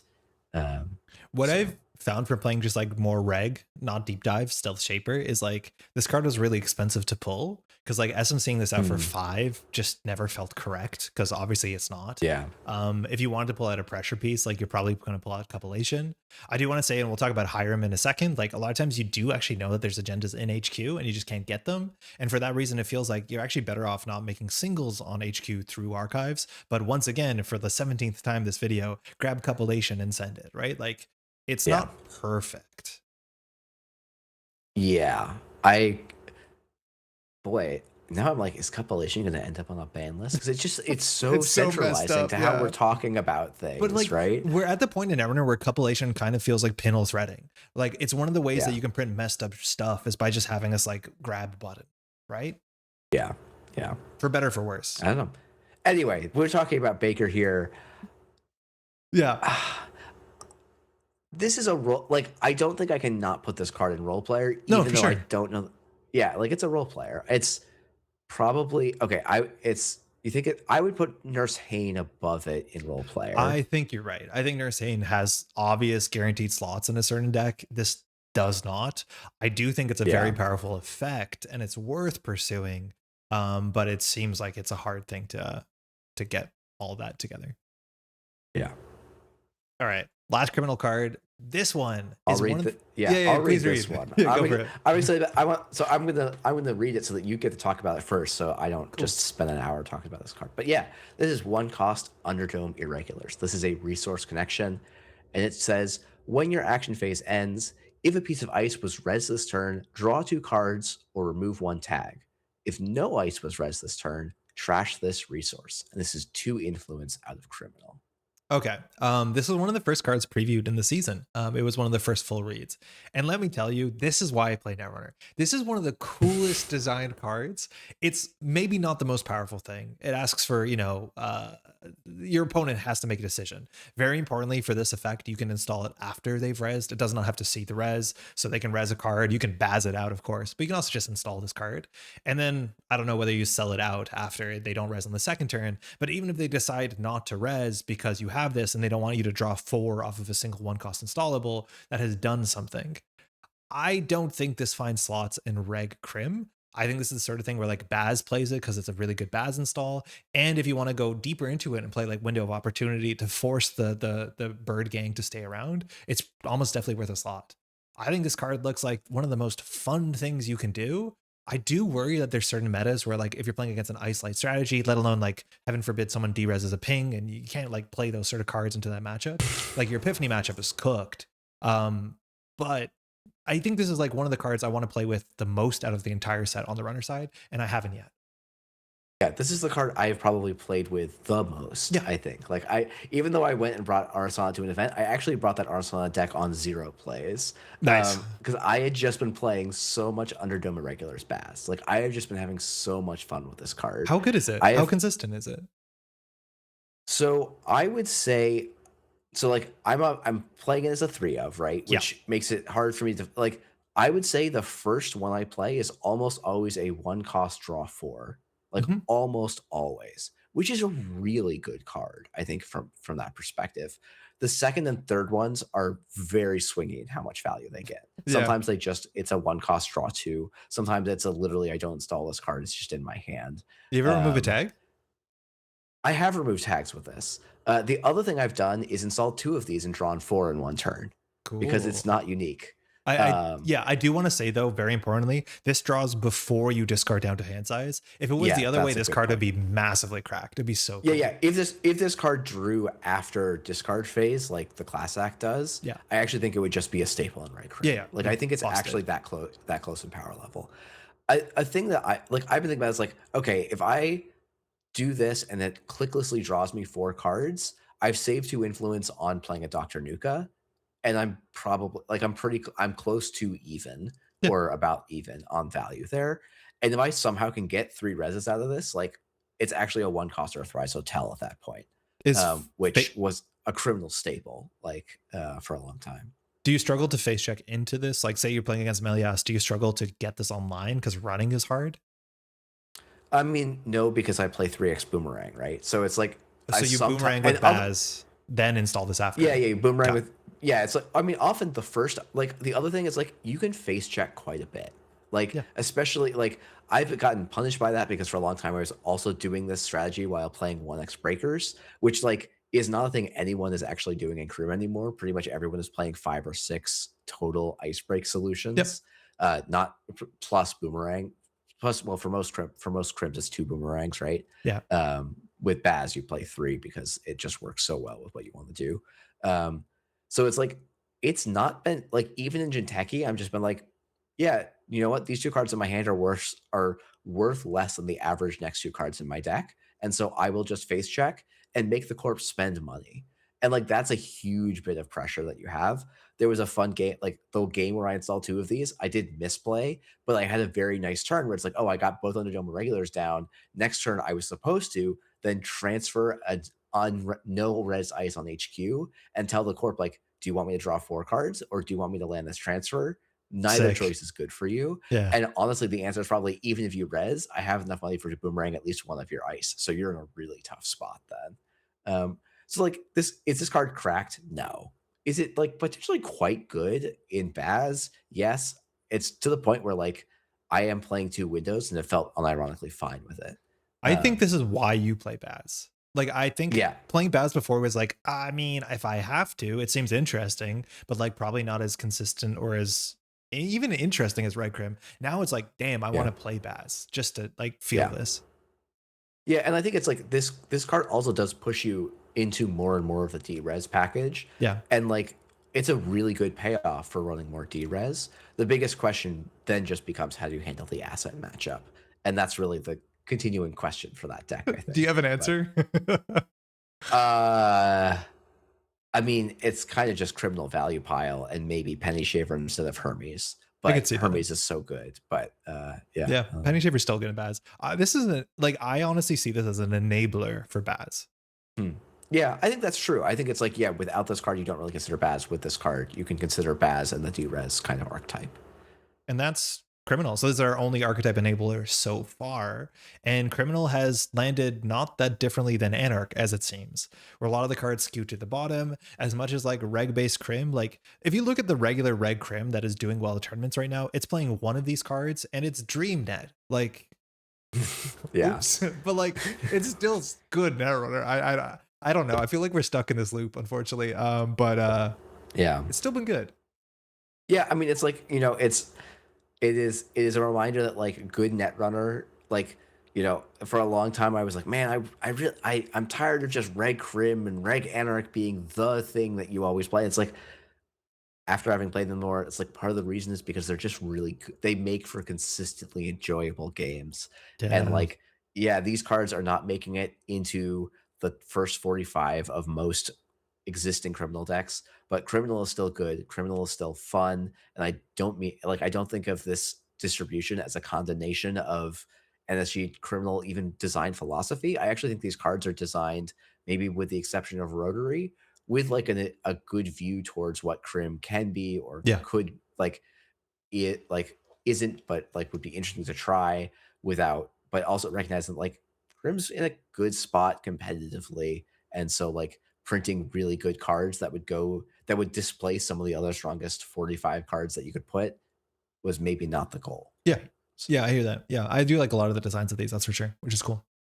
All right. And with that, I think we're going to jump into Shaper, our last faction. We have one neutral card, and we're going to start here. There's only 4 identities, mind you, in Vantage Point. This is our last runner one. It's Hiram Omission Svensson, Shadow of the Past.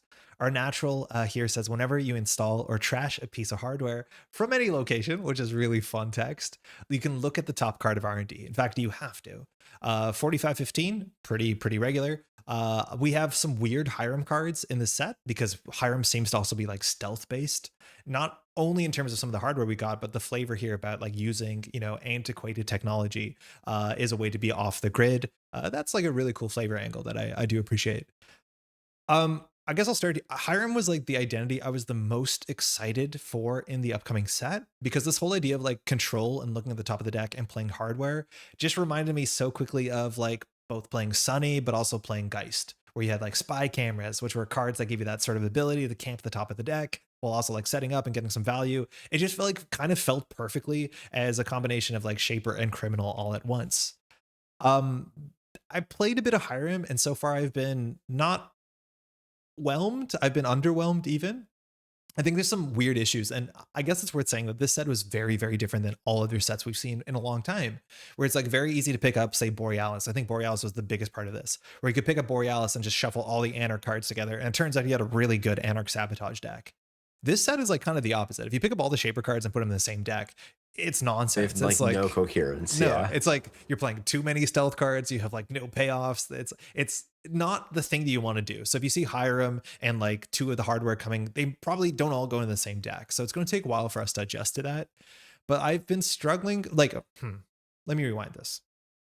Hiram's text was appealing because the idea that you can see the top of the deck and use information is very true in Netrunner. It's very easy to undersell how important knowing what it is on the top of the deck, which eventually will be in your opponent's hand. That is incredibly valuable information. Secondly, if you always know when this agenda on top of R&D, barring any shuffle effects, which you have to police the same way ESA polices it and also Phoenix polices it, like a spin doctor, that means you can play less to no multi-axis in your deck. If you install enough hardware, enough agendas will show up on the top of the deck. You know when to run. And then you're also not spending money running when it doesn't matter. So you're not spending 4 to see a card that isn't an agenda. So that's both multi-axis, but also saves you a lot of money in the long run. All of that has proven to be true, except it has proven to be... Deep Dive got unbanned, right? Like that's one of the big things. It's like Deep Dive also does that. It allows you to like steal some early points and then just functionally, if you ask me, not play Netrunner and then just kind of close the game off with a Deep Dive. I don't think Deep Dive has been converting as easily as people might have expected going into what the early meta looks like.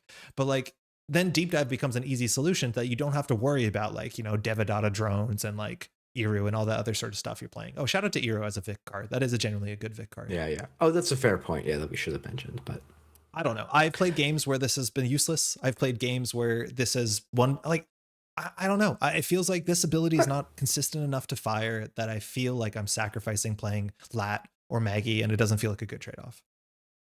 Yeah, it's this is one of those things where it's like I think because lat exists, Hiram is not going to be like a serious ID. I actually think like compared to like I rate Maggie somewhat lower than lat, even though maybe that's like an anchoring bias from like playtesting objectives and stuff like that rather than actual manifested power. Um, I have played only against Hiram so far, and, like, the games have been interesting, and I think, like, them knowing the type of R&D I think is interesting. Mhm. I think it's, like, a bit of a deck salute. It's, like I think there's some real deck building challenges that Hiram asks that, like, are gonna take some time to figure out what the right kind of shell is. Like, I've seen a lot of people playing Boomerang out of Hiram because it's like, oh, I get to install, I get to crack it, and I get 2 looks at R&D out of this one card. To me, that feels like the Boomerang isn't solving a problem that Shaper has, so you're, like, importing a card to make another card good, which is, like it has to be doing a lot for that to usually be worth it. I'm not Yeah. sure that that's the case. I think I've been yeah, go ahead. no, no, please. I was just gonna say, like the boomerang thing, I've done that before, and it brings up another issue. Well, two issues with Hiram. Firstly, is there enough hardware you can put in your deck for this ability to fire? My guess right now is it doesn't feel like there is because of a bunch of Hmm. reasons. But one of the things is like boomerang is attractive because it is a one-stop solution that you can infinitely play Hiram into the late game. The question is it worth installing boomerang in the late game when your breakers are set up? Is there a late game for Hiram? Those are all different questions. I don't know, but that was like one of the ideas behind Yeah. it. I do want to say like one of the awkward things about Hiram is like if you look at the average play pattern of a Shaper setup turn, it's like click one, sure gamble, click two, environmental testing, click three, install your DZMZ, click four, install your program. Like you are so not incentivized to click one hardware on so many turns that like Hiram actually encourages you to do these like weird play patterns so that you can install your hardware and click one so you can see if running R&D is worth pursuing. Like, and then you run Yeah. into those turns where like you install the boomerang and crack the boomerang on the same turn, which is like well, then it only hire him once. You wanted to hire him twice. Yeah. I mean, to me, this is why people should be playing Gachapon, not Yeah, Boomerang. Gachamon's cool. Same influence, but does way more for you because so the Hiram I played against, which is definitely anchoring my Hiram, is a knickknack deck because I think Mhm. basically in Shaper you have to have a good reason not to be playing some kind of knickknack engine, Yep. and knickknack has some also potential synergies where you're like, okay, you know what, I don't need my DZs anymore, so let's start selling them away and get some extra Hiram triggers that like on a card I normally couldn't, right?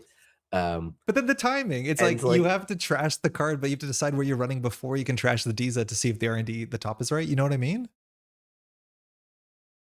yes, but like, I don't know, make 2 runs. Like, okay, No, you're not wrong. you were yeah, like, I want either you wanted to run HQ for some value, you want to run archives for some value, you want to run the remote to contest the remote, right? Oh, and now I get to know, like, I think it's yes, you're right. Hiram does demand a different play pattern from typical Shaper Mhm. in that you have to like either install hardware early or trash a hardware early in your turn to then decide like let that steer the rest of your turn. Like the thing that I saw, it was like, oh, I played against a Hiram player who like ran my remote, cracked a simul chip, saw that the top of R&D was an agenda. So when I like ended the run, they like over Cool. tunneled and gave up on what they were trying to do for the turn to go and chase the agenda. And it was like, actually, what was in my remote was more valuable than the agenda on top of R&D in that particular game. Like it Gotta was do an anthill both. that they just let me keep. And I was like, Yeah. okay, I'll gladly get to it. I'll get an anthill tick in exchange for 2 points. Like it's actually worth it in a decent amount of board states. Um, so I don't know. Hiram is tricky, but I do also think it's like when people are like, "Oh, it's so hard to find enough triggers." I'm like, if I know, 6 of the corp's first 10 draws, I actually know a lot of info about their face down cards, Yeah. especially if I also have good meta knowledge about what their deck could be doing. Like I can probably fill in the blanks in some of those 4 and their play patterns. So like I could see like, Sokka is not playing the most competitive netrunner this year, but has been playing a lot of Hyrule. And I think it's like there is some appeal of being able to get information and that you would not normally otherwise be able to get for cheap Mhm. does have attractive and powerful use cases, but there's all these other kind of pain points with Hiram. Yeah, I do think you need HQ pressure because if you see the agendas are in hand, you can't win off singles. So like, there's just a lot of things you have to answer, which is interesting. I do want to say that from any location, text is really fun. Whether you want to Yeah. play like some sort of Audrey package just to trash hardware, I just don't think that's sustainable. Net damage doesn't fire this. Samaximon does fire it. Like, there's some weird interactions that can pop up, Yeah. which is Yeah. kind Yeah. of cool. I don't know. I wanted to like this more. The more that I played it, it was Yeah. harder to pursue. I do think if we get one or two generalist like hardware installs that like open up the Shaper card pool, like I would argue that the Shaper card pool did not come with any like must play hardware, which I was surprised. Yeah. Like they're all like Yeah, kind I think of that's a fair build point. arounds and weird engines. Like they're all stealth pieces. And if you just get one or two more cards that you want to play like three of, like three simul chips, that sort of like Yeah. consistency, Hiram becomes so much better. It's I would say I'm like I wonder like okay, if you could play R&D interface, is that redundant with Hiram Yes. or would you still okay, Because you never want to run R&D until it matters. And then like you don't need the second access. okay. I would kind of wonder about that because like oh, if I get, seeing a little bit deeper is still valuable maybe, but I don't know. Yeah. Baker, mind you, is like kind of neat with Hiram abstractly because Yeah. you can like trash the card from Knickknack, then see it's on R&D, so you decide to Baker to R&D. But like Stealth Hiram has felt like a bridge too far, at least from my playtesting Hmm. so far. Okay. Yeah. I don't know. Interesting. So excited for this guy. I still probably going to join him. Oh, my last point. Melius U is such a pain in the ass. Oh my God. Because of the ability fires, your information is cooked. They can save the card. Like you really always have to perfectly play around Melius U or like it's awful. Yeah, yeah. It's really frustrating. Okay. I don't where Hiram? I mean, is he's I could see any of the bottom 3, Yeah. which is very weird, right? Papa slots? Yeah, top of slots are hard. Seems okay. Yeah, I think that's reasonable. Yeah, I think he is like he's a playable ID. He is pushed out because the ID slot in Shaper It's really for good. Reg Shaper has better options. Yeah. And we did not get enough, like, I think organic Hiram support from this set, which is kind of strange, but that can change for sure. Yeah, Okay. yeah. Next up, we have Air Check, a card I don't think I played yet. It is stealth Yeah. typed, which that text is really important for as little prominence as it has on the card. Run event, place 4 credits on this event. When this event is active, you can spend hosted credits, but you cannot lose nor spend credits from your credit pool. So you can use this, you can use bad publicity, you can use Chesva. That's mostly it. Run HQ or R&D, and when the run ends, if it was successful, you also may run a remote server. Of course, we have to talk about Trick Shot, which got banned out. It was a ban be please card. Did get banned out relatively, somewhat quickly. And this is like emulating half of Trick Shot, yet still being a stealth card, but having less payoff, but having also the second run attached to success. As much as HQ is also an option on this that I think I always forget. Oh, that's a fair point. I forgot that it had that text too. Yeah, You're right. green That card run does make it HQ. okay. Weird. That makes it slightly better, I guess. Yeah. I mean, like Cold Read was a FFG era stealth card that was a 0 cost, place 4 on this stealth credit thing. Mhm. And then the restriction was you have to trash at one program that you use during the run. Yeah, that's a real cost though. That sucked. Like it made it not easy to I'm, play. You had to like yeah, crack an yeah. SMC every time. Yeah, it still got played quite a bit, but Yeah. but yeah, it had some real cost. This I actually think that, like, not being able to use credits from your credit pool is a significant cost for this Oh. card.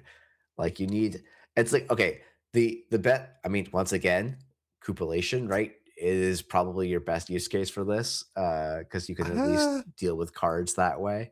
Um, I feel like what's weird about this card is like the best use case for me for this is the same way you play Trick Shot against assets, which is like turn 1 SMC, you air check R&D or HQ what's open, you SMC for Ozzy yeah, Butt, and then you get like 2 trashes for free that turn. yeah.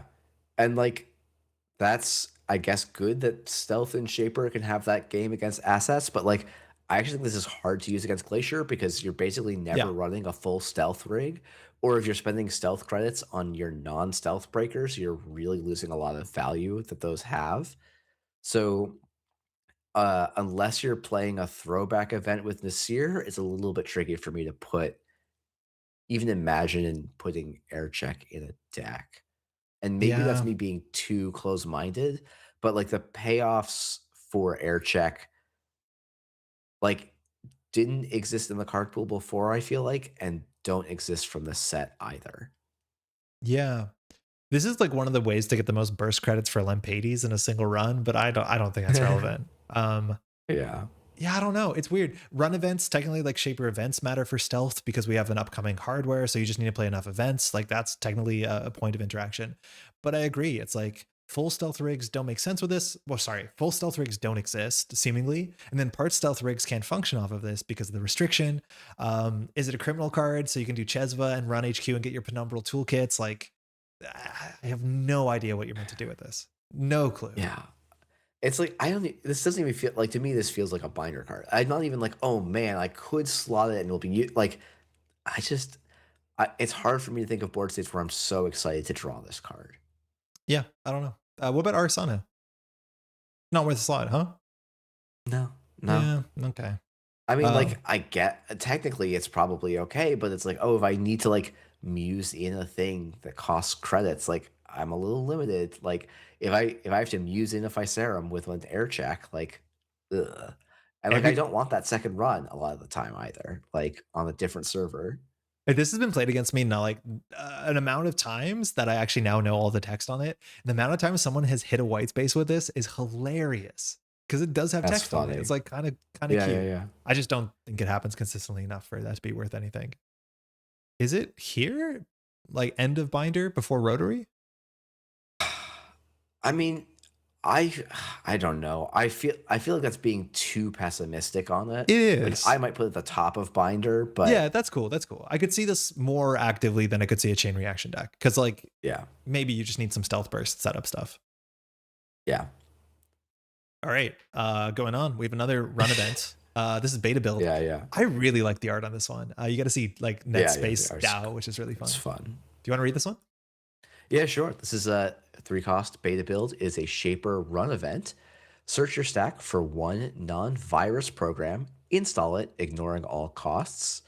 Run any server. When that run ends, if that program has not been uninstalled, add it to the top of your stack. This is 3 influence as well. So this recalls a couple of like this Yeah. the Shaper run event that searches your stack for a program is like has been done a couple of times. It hasn't always been a run event, despite being on most famously a card called Test Run. Yeah, really Did funny. not make a run, Yeah. but wild. But this card has seen like I would say quite a bit of play, Yep. mostly because of the interaction between Orca, Knick-Knack, and Beta Build, where this becomes a play a 3 cost run event with a Knick-Knack down, make 7 credits, and draw a card, which is Good. pretty good. Turns out it's good. I I'm not actually a big believer in the deck, but it's like to a certain extent, like should that on paper playing a card you should already want to play in most Shaper decks in Knick-Knack, and then playing a run event that makes you 7 credits and draws a card, that's like stim hack value, which was one of the most played Shaper cards of all time, uh, even though stim hack was actually an Anarch card. So like like there should be something there, even though I'm not yet convinced that there is. Um, What's the chance you can say something nice about Concerto on this video? Pretty low. Like the beta build concerto, like Rube Goldberg machine that I think you're trying to insinuate. Yeah. It's like, okay, let me get out my big expensive breaker, use it for that run, put it back on top. Concerto, draw that same big expensive breaker, get some temporary credits, but not some real Two credits. stim hacks. One stim hack. Later stim hack. Yeah, it's Yeah, yeah, I yeah. played a deck that was 3 beta builds, 3 sparks with 3 lobies and 3 orcas, and had a damn good time doing it. It was way better than Yeah, I thought yeah. it should be. And I think that's actually one of the part of this is like this card is goofy and the decks that are playing it are Yeah. goofy. And that's the strangest thing about this card is that I don't think this card has a non-goofy use case. Because like test Yeah. run wasn't super common, but one of the reasons why you consider test run is because it could grab cards from your heap.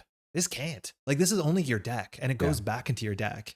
And so like it's not a utility piece like a flexible utility piece. It's like you got to have a game plan that's a beta build game plan.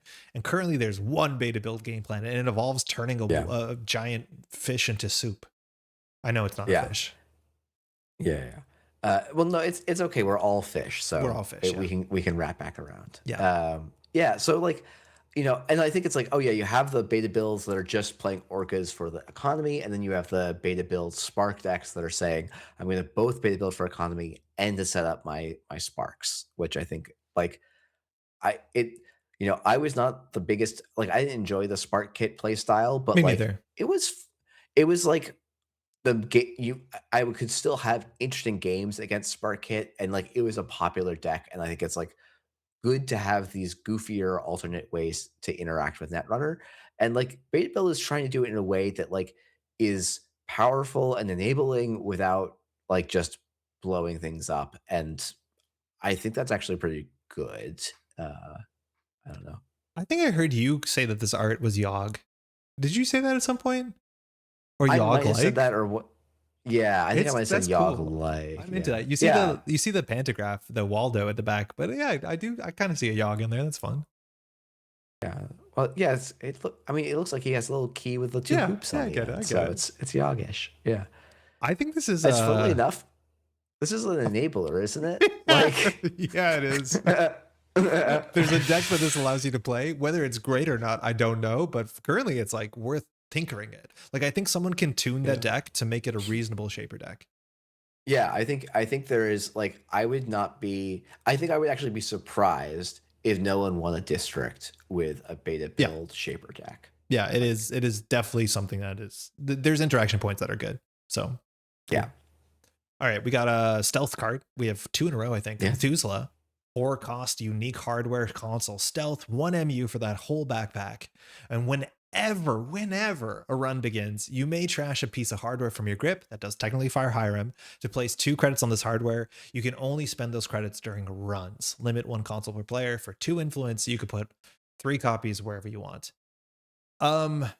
Whenever clause to give you a clickless 2 credits during a run should be busted. Yeah. Should be. I think this card I think this card like I don't know. It is a funny thing where like yeah, this card has not been looking very good. No. I feel like it's got to be at least fine. But then I'm like, well, yeah, because it's like I'm like, oh yeah, it's better than Super Corridor. And it's like, okay, but like, when's the last time you even thought about playing Super Corridor? Yeah. Like, I don't know. Shaper console It's slot weird. is good. Like Onicom, its own decks, Lilypad, its own decks. Yeah. I'm assuming there's another Shaper console outside of Super Corridor. I mean, but there are Madani and Yeah, Madani, fine. Madani, and then like Pantograph was the default. Okay, none of the other consoles fit with my game plan. This is a DZMZ like card Yeah. to play. So Uh, I from my testing from this, and I've never got the buffer drive Methuselah engine up because I don't think it's actually worth yeah, pursuing. It hasn't seemed like the game's going long enough. I don't think there's enough hardware in your deck to make this more than an 8 credit econ card. Is that a good enough floor? It sounds 8 credits is a I lot. mean, It might be. 8 credits is a lot. Maybe it is enough. I guess it's like, oh, but I spent a click and 4 to get an 8 credit econ card. Yeah. I guess that I mean like that's sure gamble numbers, but it's like, oh, I have to do that over a long time. I have to make runs, and there's some restrictions on how I can spend those. And like maybe it's like, oh, and I get baited into playing stealth that's not very good. Yep. Which is like, I mean, like I could see a world where I don't think this console is unsalvageable. I think it is pretty good at baiting you into making a bad deck, which is a challenge. And maybe Yeah. it intrinsically requires a bad deck to a point where like it just isn't going to work. Um, The neat thing about this card is that it's the only stealth card besides Penumbral Toolkit that says like here's 2 stealth credits now at run speed, mm, which actually really matters yeah, because like breaking yeah, most it barriers in the does. game for Corsair really matters. After image, you always need 2 stealth credits if you're breaking a big sentry or bypassing a big sentry more accurately. And like Yeah, that actually is sick that you can go from no stealth credits to 2 stealth credits all at once. Like that's cool. yeah. Like there's a world where I'm like I could see a variant of Reg Shaper that plays Methuselah and After Image Mhm. and like Lampades? I Baker don't know. or Yeah. Lampades, yeah. Like maybe plays Lampades and Baker as like outs for different matchups, but it's like mostly just a hey, Methuselah gives me 2 credits that I get to use. After Image is a really good breaker. I will like do that as my thing, and then it's like okay, well, I'm a reg deck, so while I'm going to play simul chips, I often don't need to install that many simul chips.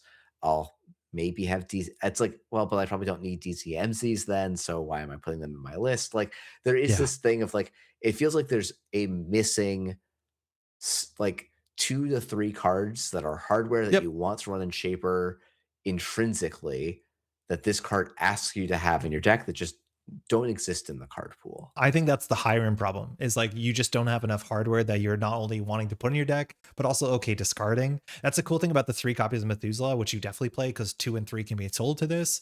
And the next card we're going to talk about is also a stealth hardware card, but I'd argue they don't go in the same deck because they both No. have very expensive build arounds in terms of slots. And I think the first decks I built had both, and they were bad for many different competing reasons. But yeah, I honestly Yeah. don't think there's enough hardware to support this. Can you play this in Anarch just to get Yeah. 2 credits per run? Like that's such a good text, but I don't think there's enough hardware in Yeah. Anarch. Yeah, it is this. I'm at the point where I'm like, I want to go back and be like, okay, if we took the eternal card pool Yeah. of hardware, Yeah, like, can I find enough hardwares that I would want to run that I'm okay with discarding? And it's like, it's tricky to do that. And it's like, I could see, like, I expect Methuselah will be a card that will get slightly better as the card pool grows if we get more hardware and Shaper. But right now, it's just not pulling its weight. And actually, I think the next card, like, because this is a console and the next card has an event synergy, which has an A already different ongoing console. good Shaper console, Yeah. this just gets pushed out because of that. Yeah. It's But like yeah. I don't know. I do think there's going to be more successful. My guess is there's going to be more successful Shaper stealth decks, which I don't even think you need to play Shaper stealth at this point. But I do imagine that there would be more successful Shaper stealth decks playing a different console than this one, and that's because it's hard to Yeah. put a lot of hardware in your stealth deck. It's just hard. Yeah. I'm like, okay, maybe it's like, oh, I could run a Game Dragon, I could run Yeah. one of Airblades. Yeah. Airblades, or like 2 or 3 Airblades. So it's like, okay, in the relevant matchups, I'll install them. In the irrelevant matchups, great, they become my card becomes 2 credits. Mhm. But it's like, man, I'm looking through, it's like, the cards you probably want would be something like I mean, it's like you want like a consumer grade hardware, or you want like a rabbit hole that like you install one and then it pulls out other copies into your hand. Like Yeah. that's the sort of thing Bizarre. you want. Yeah. Yeah, Bazaar would probably be a card that well, is it Bazaar or was it Oh yeah. it's Replicator Replicator is the card that you probably, yeah, if you had a Replicator style effect in the card pool, I think that in actually hand. could make Methuselah interesting. Well, Yeah. because Replicator did put it in your hand. It was Oh yeah, you're right. Bazaar that let you install it. So All of like them. Yeah. Replicator Replicator Methuselah actually might have like had potential, right, in some Yeah. way, in a way that I feel like Methuselah doesn't. But it's even like looking at like a lot of like hardware, it's like hardware generally do one of 2 things: are your console slot or give you plus MU, right? And it's like, well, I don't often want plus MU if I'm just running a reg package, or like it's like, oh, I if I'm think you playing a reg do. stealth package, I guess you could play some extra MU, some extra like 1 or 2 extra like you play for a Y- 6 MU rig and then throw away your extra DZs for Yeah. this. I don't know. Like, Yeah, I don't know. And then it's the hard thing too, is like your higher end deck is probably a knickknack deck. And then you're getting the question, do I install the Diza to knickknack it, or do I just trash it for 2 credits now? And it's like all the pieces are doing the same thing and fighting each other. I built some pretty bad yeah, decks, let me just tell you. that's fair. I don't feel great about this as a stealth card. Yeah. I mean, it's funny because I'm like, as just a value engine, it Could seems be like good. it's a solid value engine, right? So, Whenever 2 credits, like that is what was that console where you could trash a card for 2? It's like modern Topan. yeah, modern patchwork. Yeah, patchwork, that's the one, Um, right? But it's not. yeah. I don't think it's actual role playing in a stealth deck. I would do that maybe. Oh, I would actually go further to the right. I think it's below tailgating in Okay. terms of potential. So it's So near the end of slots are hard. And we also got to the point of the video where we need to resize our images. yeah, give me 1 second. Yeah, okay, that's about right. We'll have Corsair there. It's right behind our faces. But yeah, slots are hard is getting pretty heavy, which I think we were expecting. It's gonna get even heavier, I think. Like, no. Okay, hold on. This is a touchstone. Uh, unique 2 cost hardware. Love this piece of art. It's stealth subtyped, very important. Yeah. So the first time each turn you play an event, place a credit on this hardware, and similarly to Methuselah, you can only use those credits during runs. This is 2 influence, which puts it into the camp. Like we have so many cards, mostly from the Ashes cycle, that just give you like 1 credit of value every turn, whether you hit or don't hit the conditions. And this is definitely the second Trickster Taka type effect, as long as, excuse me, you're playing enough events. And that's kind of the issue. It's like you want to play this in a Methuselah deck, but technically if you're playing enough events, you probably want to be playing Onacom, but also if you're playing enough hardware, because of Methuselah, you don't have enough events for this. It's a really tricky Yeah, package to get it's them like both to work. I often want to play. It's like, oh, if I'm playing a generic shaper list, like I'm playing 3 rituals, 3 gambles, 3 creative commissions, and a deep dive. Mhm. So I need to be playing more than just that to make this touchstone worth it. Oh, but now I'm eating up more and more slots, and so I can't put all my hardware slots in for Methuselah, Yeah. obviously. So like those are clearly synergistic. Okay, well, I'll play an Anacam deck, and I'll have a unique once per turn 2 cost drip card. Only for runs Hope too. so. Oh, and only for runs. So I kind of have to be doing stealth now, which does eat up slots and space. And Yeah. like the payoffs were not super high this set. So if we weren't seeing stealth before, like, I guess there's a hypothesis, like, there could be 2 reasons we weren't seeing a lot of stealth before this set. One was the payoffs weren't high enough, and the other was the credits were too hard to generate. And the thesis of the stealth cards that we've seen in this set seems to be the payoffs were already high enough, the credits were too hard to generate, so we'll give you more credit generation. And I think either this credit generation is too restricted, or actually the payoff wasn't high enough, and so making it easier to get those credits is just kind of irrelevant because the payoff isn't there, which is actually kind Yeah. of where I think we are. I think it's a mix of both camps. And ultimately, if you look at all the stealth cards from this set, at the end of the day, I think the most consistent stealth cards you can play in your deck are Taka and Mantle.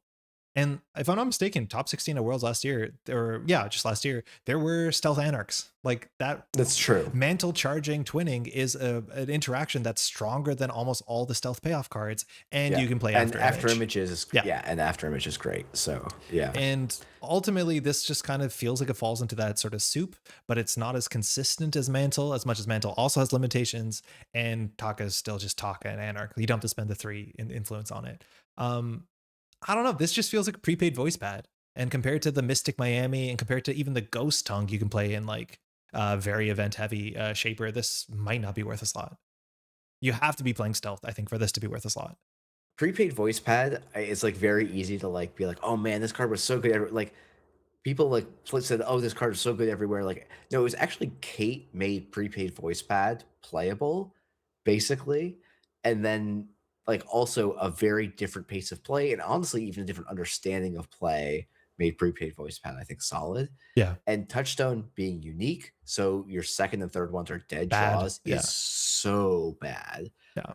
That said, like Event Shaper is solid. Mhm. Event Shaper being able to play after image is Cool. probably on that border of good enough at some point for this card to be a consideration, Yeah, right? I could see it. Um, Yeah. Weird card. Really weird card. It's also yeah, like this card is so yeah, simple. It seems like it could be a gateway card. There's like 1 sentence on it, 1.5, and it's like still yeah, not perfect. yeah. I think it's a role So I player. mean, it's a role player. Uh, I might put it above Baker. I think you're more likely to see a stealth Yeah, I shaper think that plays touchstone, but you're. not. I don't know if Yeah, I go I have higher more than Nurse faith in. Hind. Yeah. Yeah, I think I have so much faith that Essa is going to want to run Nurse Hind that like it's just makes more sense to go above it. So Yeah. Okay. So straight in the middle archetype role player. yeah, All right. You're gonna read this one. I think is another card we're yeah, both yeah, pretty fascinated with. It's read, write, share. yeah, What do you yeah. got? So this is read write share. This is 0 cost 2 MU Shaper program. So it's going to be an interesting one. It's also 2 influence, Mhm. and it says when you install this program and when your turn begins, you may host 1 card from your grip face down on this program to draw 1 card. So you can basically cycle a card from your hand to get a new one from your deck. And then it has a second ability, trash, shuffle all hosted cards into your stack. This is the card that like I have been most excited to play with, and then Yeah. got told that it didn't fit in the Arasana list the Snare Bears are playing, and I haven't had a chance to play anything but Baz yet, so I have still yet to actually play No. this card. Oh, it's sick. So yeah, I this card to me is so interesting Yeah, it's because of fun. all of the different shaper interaction points with it. And like I have for my next meetup a Daily list that I'm really excited to put read write share into Yeah. and play around with. So I am at the point where I'm not sure if this will be optimized out of the like the better versions, but like I played this in like lat or like Hiram, whatever, just like reg stuff. And the yeah, idea with this card is like it filters your cards out of your hands now on tempo, right? Like the turn that you install this, you get a +1 card. Next turn, you get +1 card. But not +1 card. It's card quality, not card quantity. And that actually turns out to be really important because your Shaper deck plays cards that you want to draw later. Sometimes you're happy throwing them out to simulchip them back like programs cheaper. Like that can happen as much as it feels like your simulchips are actually relatively well taxed on different interaction points based off the matchup. But just saying like this clunker of a hand, I would need to change it to another hand now is sick. It's like a really fun line to do. It's also a program. yeah. So like environmental testing synergies, like it's a nice way to get your econ faster. The fact that you can crack this at instant speed to put something into your bin so you can simulchip it back as a surprise factor. I haven't seen that line yet, but I'd be excited for that to actually really matter. It's really cool too because it's the starter turn draw effect. So if you ever draw your ritual on click 0, you feel so smart, which I love that interaction. It's really fun. It's really smooth. Yeah, The 2MU doesn't feel like a restriction in the early game where you want to get this down. And I do want to say yeah, this is also like technically a smoothing piece for some of the more ambitious combos. Like if you draw your Orca in your like, you know, Orca soup deck, just get it back. Like put it under this and destroy it and bring it back to your deck later to like beta build it. This was also like one of those weird friction pieces where it's like my extra hardware in my hand. I wanted to read write share it to turn it into a different card more than I wanted to throw it to Methuselah to get 2 stealth cards when I'm setting up. And that was also like kind yeah, of yeah. ugly. Yeah, but I do think like that's an interesting thing that this also does is like, oh hey, I can run a deck that's high on setup pieces that I need a 3 of to see stuff, but drawing that second and third copy, if it's too early in the game, can actually be just as bad as me not seeing those setup pieces, right? Yeah. And read write share helps you kind of smooth out some of that bumpiness that you can get when you have a like a highly synergistic deck. So like this is a card I'm still pretty excited about to play. I would, I wouldn't be shocked if it gets completely optimized out of some of the best lists Yep. because playing lists that have bumpy draws, like even though this is a smoothing piece, like, well, if I can just play a deck that doesn't have bumpy draws, that's probably better. But I don't know that that's always true for all. Like that's always a true statement. It's like it might be true, it might not be true. I think this card's really quite interesting and tricky. And it's like, oh yeah, also if I just put all of my duplicate cards that I don't like, yeah, I can just simul chip this away. I can knick-knack this away for just a card. Yeah. Like you can do things with this that I think are pretty like this card can do quite a few things, which is I think really like it actually does have a lot of text on it, but it's Mhm. not conceptually that much text. It is, filter a card, turn a card from my hand to the next card on my deck, and I can put those back if I want to. But that actually opens up a lot of possibilities, especially in Shaper. So I don't know, Yeah. this card feels like Shaper catnip in a lot of ways, Yeah, it's even if it's perfect. maybe not the strongest thing. I also want to say, like, trashing the cards to shuffle them back to your deck, that's technically optional. You have to figure out a different way to trash it, but there are some board states where it's like, I don't need to shuffle back my second and third copy of the console. So, like, you don't have to do that. So that's kind of Yeah, fun.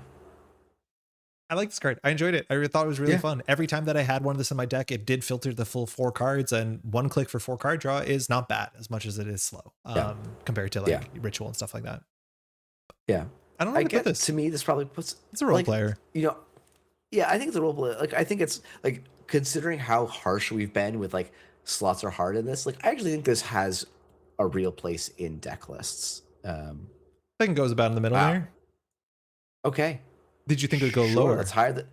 I would have put it lower, but actually, as I say that, I'm like, no, I think this is a role player for a lot of different shaper lists and probably is more consistent than Touchstone. Yeah, I So think it yeah, is. I kind of agree. And it's Uh, not just like a strict like, oh, I can never find a slot for this kind of card. there's like the Magdalene play where you play Maggie and you play Lily Pad and you end your turn with 7 cards on hand. Like that's sick. Yeah, yeah, cool. Or is that true? No, you end up on 6 because you don't go plus a card. Never Yeah, mind. this card never goes card positive. Yeah, just clicklessly installing it is like kind of fun. Yeah. Blinklessly installing it, yeah. It's like it's tricky. It's like probably a card you don't want the SMC for. No, Uh, but like, no, yeah, no shot you do. That'd be so weird. no. I wonder. I'm like I could see a world where you like into the depths and get this sometimes. Like Neat. that could be interesting, but That's the reason to play Boomerang and I don't know. Shaper, am I right? Yeah, yeah, yeah, yeah. Speaking of more day we support, Another weird shaper card. this is I'll say this yeah, is do it, do it, C. do it. Yeah, this is SEPA. I think so. I actually, yeah, it is a one cost to another one cost. Well, this is one cost, but another 2MU program. The first time each turn you pass the outermost piece of ice protecting a server, after fully breaking it, you may swap it with another installed piece of ice. This is 3 influence. Hmm. Now I'm going to ask a rules question, which is a scary thing for me to be asking you, because I would think I'm supposed to be the one who knows rules, but I Sure. don't in this case. Is this clause the first time, like, if I pass up an outermost piece of ice on the server, but don't break all the subroutines, and then on another run, Oh, pass the outermost and break all the subroutines, do I get the SEPA trigger, or was it blown by passing an outermost ice? it's the hippo issue, right? Yeah, yeah. I don't remember how hippo resolved. I'll be honest.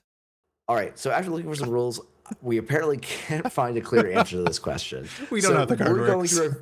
we're going to review this card as if you can not fully break an outermost piece of ice to not trigger SEPA, and then later in the turn fully break an outermost to do a swap with SEPA. The most Because generous that's reading of this card. the most generous reading of this card. Okay, yes. And I think that is consistent with how, even though this doesn't have the same condition as Hippo, similar, adjacent, kind of. I don't Yeah, know. let's say that. Yeah, let's say that. This card's weird. Oh yeah. I don't know. This is the card that wants a Cyber Cipher in the meta, Yep. right? More than anything else. Mhm. But I don't like. We don't have a Cyber Cipher in the meta, and so I'm a little bit confused by this card. I guess it's kind of Yeah. how I feel. So at World at COS, I played Dow, and I played like a girls Dow list, and I had a ton of fun. And what I was doing with Dow is I was moving Bad Ice because I was playing at the time. You could play what's it called, Matryoshka, and Samaximon was really hot. There's a lot of like anti AI tech, and so whenever Dow fired, you would just move the anti AI tech to the worst spot for the corporation, just so you could get more forward momentum. Really fun. You can move Biroids around against LEO, like it's a fun ability.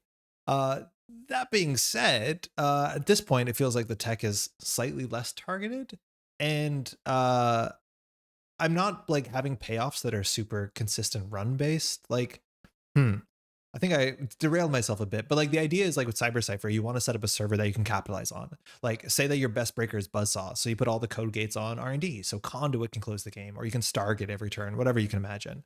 Or like, I don't know, I don't think you put this in a criminal deck because of MU issues, but you can make now Central super porous, and so like now your Chesvas convert into like really cheap to free runs.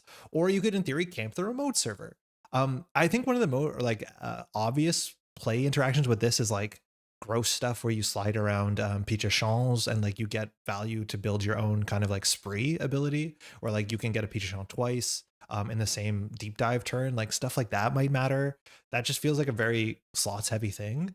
It's worth noting that this like very easily power creeps seemingly over Cordyceps, which is a card that a lot of people don't know the text on, just because like that ability hasn't been super relevant. I mean, I will also say though, like 2MU is a significant cost. Yeah. If I'm playing programs to break ice, like also having to have a 2MU card is hefty. Whereas like read write share is like a setup card. So eating up your MU is Fine. a low to no cost, right? Yeah. But this is like a part of my rig card. Yeah. And so being part of my rig at 2MU is actually now a cost where I have to include extra MU to make this work. Yep. And like we've seen this effect attached to actual icebreakers. Like Inversificator was genuinely a massively messed up card. A long time people didn't play with it because it was like restricted at the point in time where that was the thing you could do. But once you played against Inversificator and it just made your ice placement not matter. Like I do want to say ice placement actually is a very important part of this game. And when your ice placement stops mattering against the right breaker suite, the game isn't very fun for the corporation. Yeah. Yeah. And like there's potentially a world where like this does go and do all that stuff. Yeah. But because this card kind of does nothing on its own, you need to have that full breaker suite. It's just kind of I doesn't set off alarm bells for me. Yeah. Now, admittedly, I never played in the heyday of Inversificator. I did get blown out by it a bit last year. Mhm. But like this card, it just feels like it's got a long way to go to kind of set off alarm bells. But it's like there definitely could be a world where it happens. That's just hard for me to imagine. It's really easy to fire Compromat with this, which is kind of cool. Okay. I guess, yeah. Yeah, I don't know. This to me, like, I t quintessentially feels like if there's a deck that can do something valuable with this and the deck is broken, it's broken. Like, that's it. And then this card goes, I don't know what they do to this card, but like, yeah, this does not seem like it's an not effect ex anybody wants to pursue. yeah, I mean, to me right now, this is a binder card. Like, it's Yeah. not gonna do anything exciting until it does something broken. And like, yeah, I don't know. If someone if this is their NSG's excuse to reprint Cyber Cipher, like I wouldn't hate it, honestly. Mhm. But Yeah. Weird card. I like Dow's ability. I think Dow's ability is actually kind of fun. yeah. Middle binder? Yeah, I mean, I think the sure. What are you thinking? Oh, it's the scariest of the binder cards to me so far, right? Um, Yes, but I think it's way harder to play than some of the other binder cards. that's fair. Yeah, I think it's more likely that air check and chain reaction will you'll see Yeah, kind of throughout the year. I think so. Yeah. Okay, last shaper card, and we're ending with a banger, that's for sure. Uh, Yeah, yeah. why don't I read it so you can talk about it? Sure. Zero cost. It's a Trojan. This is functionally a reprint, but in some really cool ways of an old card that just Yeah. rotated out last rotation. Install only on a piece of ice. It's a Trojan. And whenever you make a successful run on this server, gain 2 credits. It's only 1 influence. Cubon, very important card. Arasana, very important card. Cubon left. Arasana seemingly left. Arasana's back. Stowaway is back. Yeah. I think one thing you didn't say or I didn't hear because of headphone lag, this costs 0. Yeah, That's one of the biggest things about super this. important. Or maybe not one of the biggest things. Like, yeah, I know. This card, boy, I don't want to say I told you so, but like so many people are like, oh, this is worse Cubon. And It's so I much just better. it's so much better, and I'm like, Yes. like I don't want to rag on people that disagree, and like especially when I'm ragging against hypothetical people or people that were caveating in different things. Like, Whatever. but like this card, so this card is really much stronger than Cubon for the decks that were using Cubon as part of their engine, as part of the power of the deck. Do you want to describe Um, why? so the biggest so the reason why is because the Arasana trigger is very valuable, and it is like a very hard problem for the corp where the runner just gets to run at the ice with nothing on the board, and then the corp like the runner can say no action, and the corp needs to decide if this represents a threat or not. And if they say no, I'm just going to let the runner through. With Cubon, you pass the ice and Cubon's trigger is now gone. So you can actually install the Cubon, and sometimes it's still correct. It was still correct to do so, but you would get no value out of that. Yeah, just to zoom out With to make it really oh clear, yeah, the sorry. idea is that when you approach a piece of ice, it's your turn. You have priority. If you say, I don't want to do anything here and respond to the corp resing, if the corporation does not res, they pass priority. And when 2 people simultaneously pass priority, the window closes. So you can't say, oh, you didn't res your ice. Now let me cube on it. That's like the big thing here. Yeah. Whereas with Stowaway, you can pass that ice, but now you're in a paid ability window before the run is successful, where you can slap a Stowaway on that ice, and now you get 2 credits. And then if you have a UAV down, that 2 credits actually becomes 4 credits. For gamble. And now, yeah, it's a sure gamble tied to a run. Like Yeah. you have now generated more value than the clean getaway generates, right? And you draw a And clean card, getaway, environmental testing yeah, trigger. Like it's so easy to make these things yeah. compound. Yeah, it's the cool thing is that this becomes part of a compounding engine where you don't need all of like this can compound with yeah, or with your environmental testings, with your lily pads, and with your UAVs, but you don't actually need necessarily all 3 or any of those 3 for this card to have meaningful forward impact that like aligns with the way you want to play the game. But then because it does, it now gets all of this upside and synergy and lets like this alternate engine deck just exist because this card is in the card pool. And like I went I don't want to toot my own horn for going undefeated. I played 3 games of Runner, and in 2 of those games, my opponent flooded so badly that the game was actually just it was just not a game, and so, like, it's just what happened, unfortunately, for those 2 things. Like, I feel bad. It was like, one of my opponents, like, "Oh, yeah, I drew 1 ice in my first 15 cards," and I'm just like, "I'm sorry." They also installed an ice turn 1 on HQ, and I just, like, blew them away with a stowaway, and it was like, "Okay, well, this feels bad." Yeah. But It is worth mentioning like the trade-offs that like what this loses to Cubone. Cubone was about passing ice. So in theory, you don't have to make a successful run. So if you can like, get one ice that they can't res, you can capitalize on it, let alone you could put multiple, but you don't often want to put two Cubone on the same ice or the same, yeah, mostly on the same ice. That's not a good thing to do. yeah, I mean, so you can still multi-stack stowaways.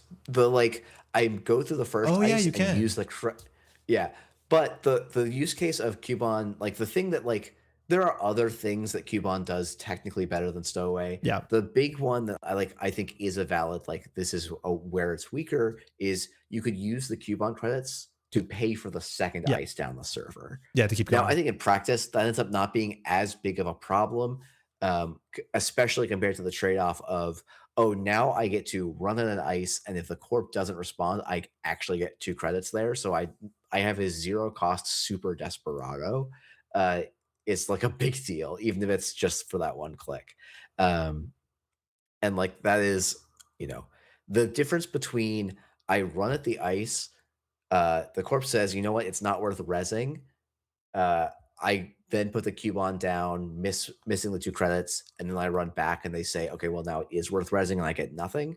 Or the case of I just hard install a coupon and I actually get nothing, is huge, right? Like, you're Yeah. going up plus 2 credits, which is just like, you've turned a 0 credit play into a 2 credit play just by changing which of the 2 versions of the cards you play. Mhm. And that play is one of the most common plays to put pressure on the corp early, which is like the thing that makes the Arasana Shaper deck so good is you get to play like a criminal in the early game, but still have a lot of the end game strength of Shaper, um, Yep.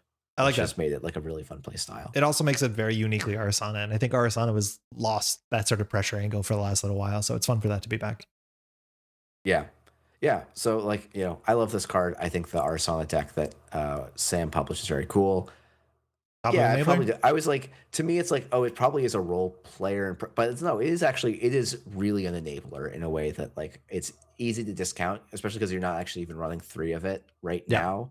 Maybe people will optimize it back to 3 of, but like, it If does enable in a way yeah, that, like, it's kind of subtle, I guess. it feels like the reason to play Arasana, which I Yeah. think makes it Yeah, an I think enabler to so. me. Yeah. Yeah, yeah. That's a good point. Okay. Let's just do the neutral card before we do a recap because the shaper recap's Yeah. the same as the everything recap, I guess. Hold on. Yeah, I exactly. don't know the name on this one. I think it's Word on the Street. We're on the Yeah, Word on street. the Yeah. Street. I think I lost my copy of this card. Unique two cost Mhm. resource, no subtypes, which painful. As an additional cost to score an agenda the corp installed this turn, they must add this resource to their score area as an agenda worth -1 agenda points with you cannot forfeit this agenda as text. Now, the second clause is not attached to the top clause. I thought it was, but so now ignore all that. Forget that exists. When the corp scores an agenda they did not install this turn, you have to trash this resource, gain 4 credits, and draw 1 card. Notably, this is a neutral card, but it is 1 influence, so you have to make a big decision if you want to put this into your deck. So, firstly, this is an anti-fast advance piece. Clot was the hard fast advance piece that was been in the meta for many, many moons. It's rotated a year ago, if I'm not mistaken, at the big rotation. And fast advance was actually quite prevalent last year. Very, very strong. We saw a lot of like remoteless corporations doing really well. And I was expecting a harder Clot, like maybe not as hard as Clot was hard to like as fast advance hate. And instead we got this card. -1 agenda point maybe matters. Turns out there's a lot of decks that only have 2 pointers that are fasting it out. So this technically the text doesn't matter. But the idea is that Yeah. even in matchups where the corporation is scoring, this is not a dead card because at least it'll be a delayed click for 2 credits in a card draw, which is not a good payoff for 1 influence. Yeah. This card, man, this feels like a word, like, the FFG tried a bunch of attempts before they printed Clot to, like, make fast advance not as good, and they pretty much all were not played. Like, the source was maybe the one that saw play. Yeah, Source There was was like good but expensive but unhealthy. But most of the other ones actually were like after Claw, I think, like Traffic Jam. I think those were Oh, I post guess Claw. Traffic Jam was after. Yeah, Yeah, wasn't like that? I feel like there was another one too, there but I was a can't. But weird maybe not. shaper virus that was like an Oh ONR yeah, yeah, reprint yeah. that I forget the name Was of. that Chicana. That's Chicana? it. Yeah, yeah. But that one Yeah. requires like a lot of Okay. additional So steps. yeah, and it's like Word on the Street feels like it's in that Chicana level power where it's like, yeah, I'm like playing a fast advanced obelisk. And it's like, yeah, I can just score to 8 instead of 7. Doesn't Like matter. it's actually not that much harder. And the 2 credits and draw a card for an influence is like Dire. technically there was a like technically you could have played process automation in the past. You Yeah, but never you got that did. now on the turn. Like that this fires Yes, and like that's like imagine going that was down the two next thing I was credits. gonna say. Oh. Yeah. And Yeah. like I mean, yeah, this if is this rough. card was a connection or a location or a job, like then I would be excited to play this because I could feel clever playing this in ads or putting this on my hacker space or getting this for free with the job market, open market. And then it pops for a real 4 credits in a card draw and I feel clever. But there is no synergy with this card besides like Topon or like price. Yeah. And that is And so weird.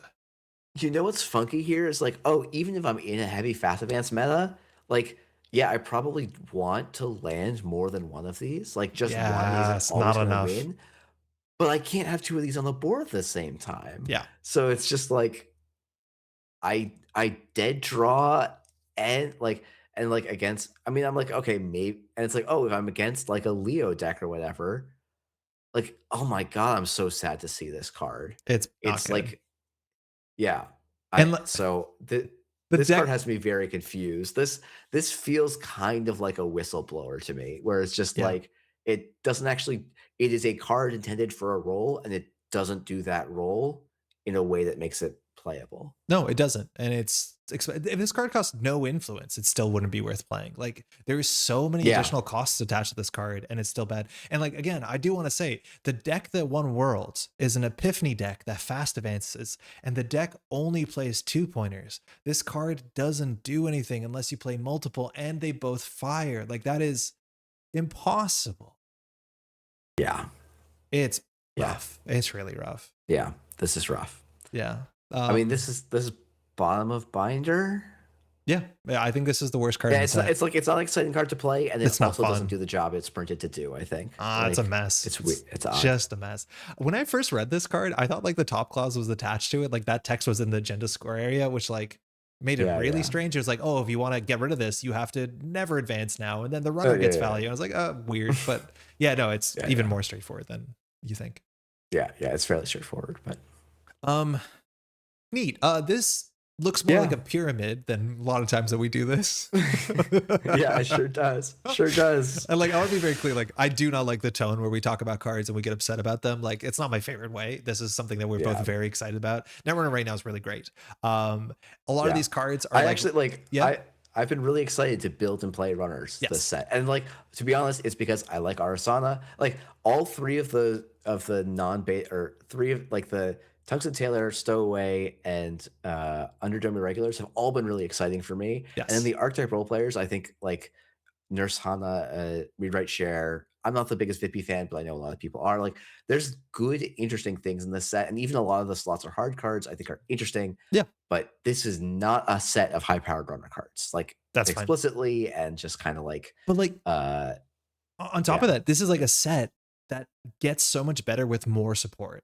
Because this set is like not yeah, a deep dive into one mechanic as much as there is like overlapping themes. It's like here's a bunch of weird stuff all at once. And like we're 1 or 2 cards between from these slots of hard cards becoming like, staples, if not at least role players.